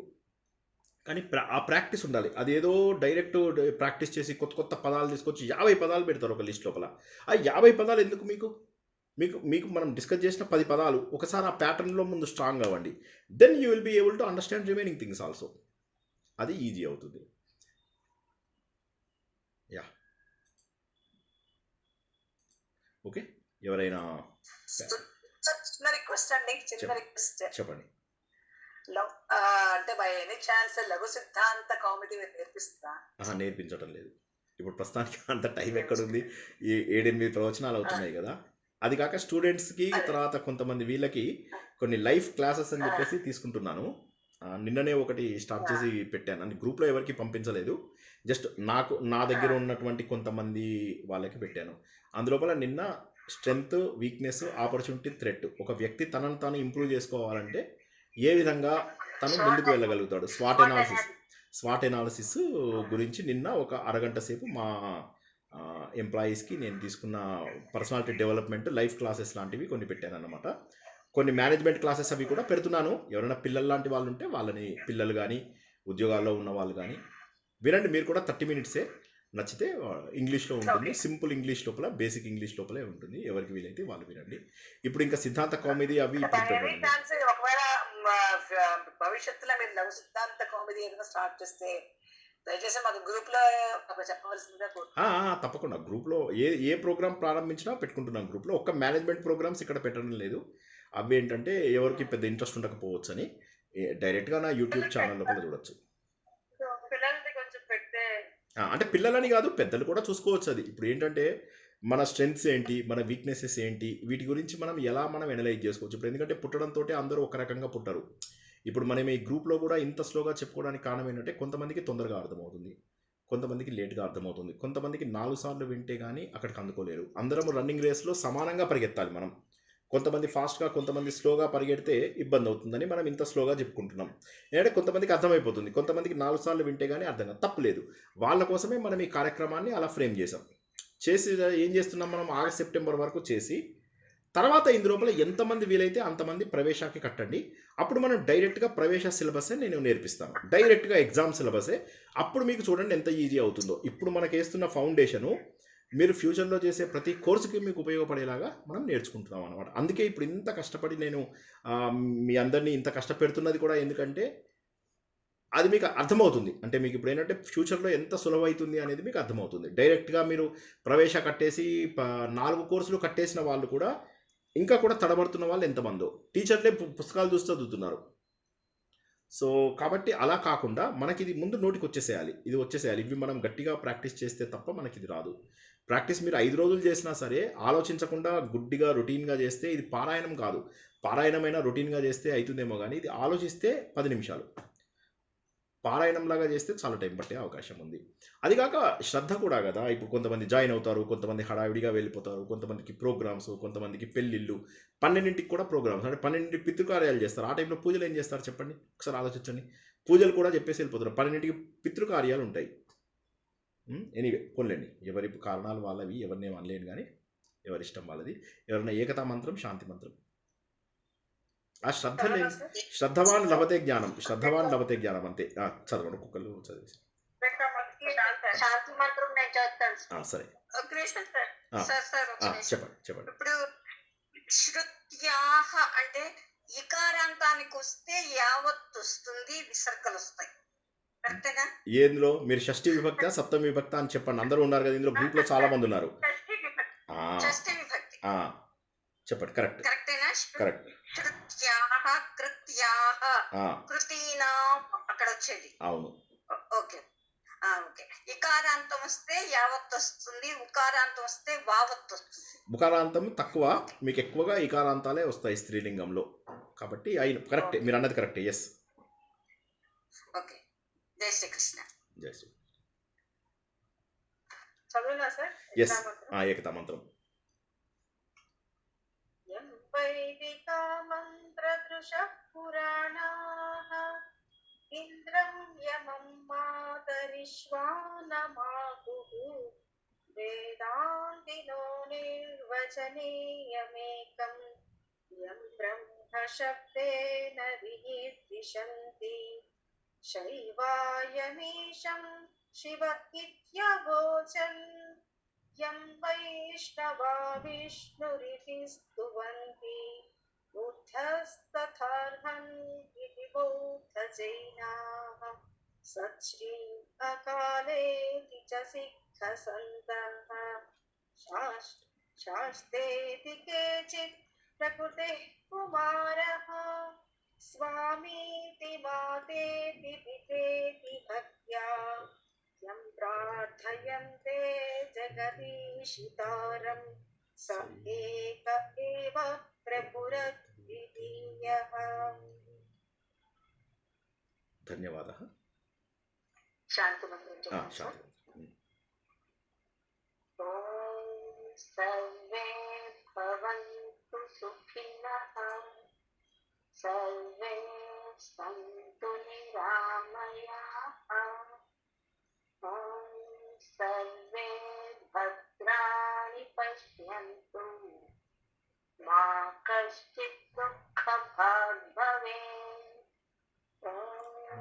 శాంతి శాంతి శాంతి. హరి ఓం తత్సత్. నమః. ఉత్తమం ఉత్తమం సమీచీనం. మరోసారి అందరికీ కూడా కృతజ్ఞతలు తెలియజేస్తున్నాను మీ సమయానికి. వీలైనంత వరకు వీలైనన్ని సార్లు వీడియోని మీరు ఆడియోగా కన్వర్ట్ చేసుకుని పని చేసుకుంటున్నప్పుడు, పడుకుంటున్నప్పుడు ఇవన్నీ పక్కన పెట్టుకుని వినడము. యూట్యూబ్ ఇంట్లోపల ఇంటర్నెట్ అంతరాయం లేకుండా వచ్చే వారికైనా కూడా ఇది చాలా కన్వీనియంట్గా ఉంటుంది. కాబట్టి ఒకసారి అలా ప్రాక్టీస్ చేసుకోండి. ఒక్కసారి అది దొరికిందంటే ఇంకో వదలరు, ఇక లైఫ్ మొత్తం పట్టుకోగలుగుతారు. ఆ డిఫరెన్సే గుర్తించండి.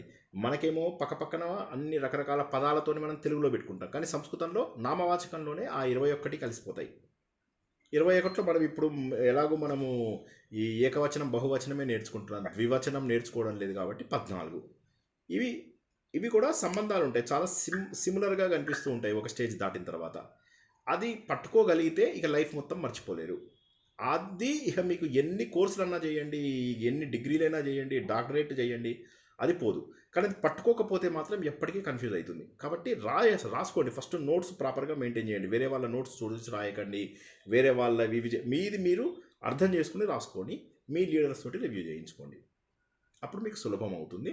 వచ్చే వారం షష్ఠీ విభక్తిది, సప్తమి విభక్తివి కొన్ని ఉదాహరణలు మనము తెలుసుకుని మనము వీలైతే చతుర్థి ప్రారంభించుకుందాం. వచ్చే వారము నేను ఒకవేళ ఊర్లో ఉంటే, నేను నర్మదా పుష్కరాలకు వెళ్తున్నాను, ఒకవేళ రాలేకపోతే అప్పుడు మళ్ళీ మనము నేను పబ్లిష్ చేస్తాను నెక్స్ట్ డేటు. సో మీకు అప్పుడు టైం కూడా వచ్చే అవకాశం ఉంది. ఇందాక ఎవరో అడిగారు కదా కొద్దిగా టైం కూడా కావాలని, సో టైం కూడా దొరికే అవకాశం ఉంది. తర్వాత 12వ అధ్యాయము ఇవాళ మళ్ళీ రాత్రి మనము ప్రవచన రూపంలో తెలుసుకుంటున్నాము. భక్తుడి యొక్క లక్షణాలు. మనం అందరము భక్తులమే, అందరము పూజలు చేస్తున్నాం, వ్రతాలు చేస్తున్నాం, నోములు చేస్తున్నాం, కానీ ఇవా భగవంతుడికి కావాల్సినవి అనేది మనము గుర్తుంచుకోవాలి. ఇవేవి కాదు భగవంతుడికి కావాల్సినవి, ఇవేవి కాదు. కేవలం మీ మనసులో ఉన్న భక్తి, ఆ ప్రేమ మాత్రమే ముఖ్యము. మీరు ఇవాళ మళ్ళీ చదువుతాను, భక్తి యోగం లోపల మళ్ళీ మనం ఇవాళ నేర్చుకునేది అదే. భగవంతుడు ఎంతసేపు కూడా నువ్వు నాకు పూజలు చెయ్యి, నువ్వు నాకు ఆర్భాటాలు చెయ్యి, నువ్వు నా దేవాలయానికి రా అని చెప్పలేదు భగవంతుడు. ఎంతసేపు కూడా భగవంతుడు నీ లోపల మార్పు తెచ్చుకుని నువ్వే భగవంతుడుగా మారు. అసలైనటువంటి భక్తుడు ఎలా ఉండాలి అంటే భగవంతుడిలో నేను కలిసిపోవాలి అనేటటువంటి భావనతో ఉన్నవాడు అన్న విషయాన్ని తెలుసుకుంటాడు. 35 లక్షణాలలో 7 లక్షణాలు మాత్రం మనం గత వారం తెలుసుకున్నాము. ఇవాళ ఇంకొక 5 లక్షణాలు తెలుసుకుంటాము. 12వ అధ్యాయం ఇప్పుడు అప్పట్లో కాదు, ఇంకొక 4-5 వారాలు పట్టచ్చు. ఈరోజు అందరూ కూడా తప్పకుండా 6ంటికి జాయిన్ అయ్యి అందులో ఉన్న షష్ఠి, అందులో ఉన్న సప్తమిని కూడా అర్థం చేసుకోవడానికి ప్రయత్నం చేస్తారని, అందరూ కూడా సాధన చేస్తారని మనస్ఫూర్తిగా ఆశిస్తూ ఈరోజు తరగతిని ఇక్కడికి ముగించుకుందాం. పునర్పి నమః. జై శ్రీకృష్ణ. ధన్యవాదాలు.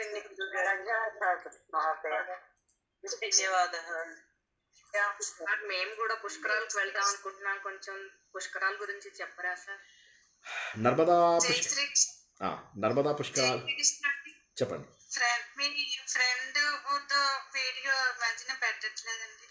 కరెక్ట్. ఈ 2 వారాల నుంచి, ఈ 2 వీక్స్ నుంచి ఇంకా బిజీగా ఉండడంతో అవ్వట్లేదు. సో తప్పకుండా పెడతాను. నర్మదా పుష్కరాలకు వెళ్ళే వాళ్ళు 2 రకాలుగా వెళ్ళొచ్చు. క్లుప్తంగా చెప్తాను, ఎక్కువసేపు చెప్పాను. నర్మదా పుష్కరాలకి ఒక్క నిమిషం రికార్డింగ్ స్టాప్ చేస్తాను.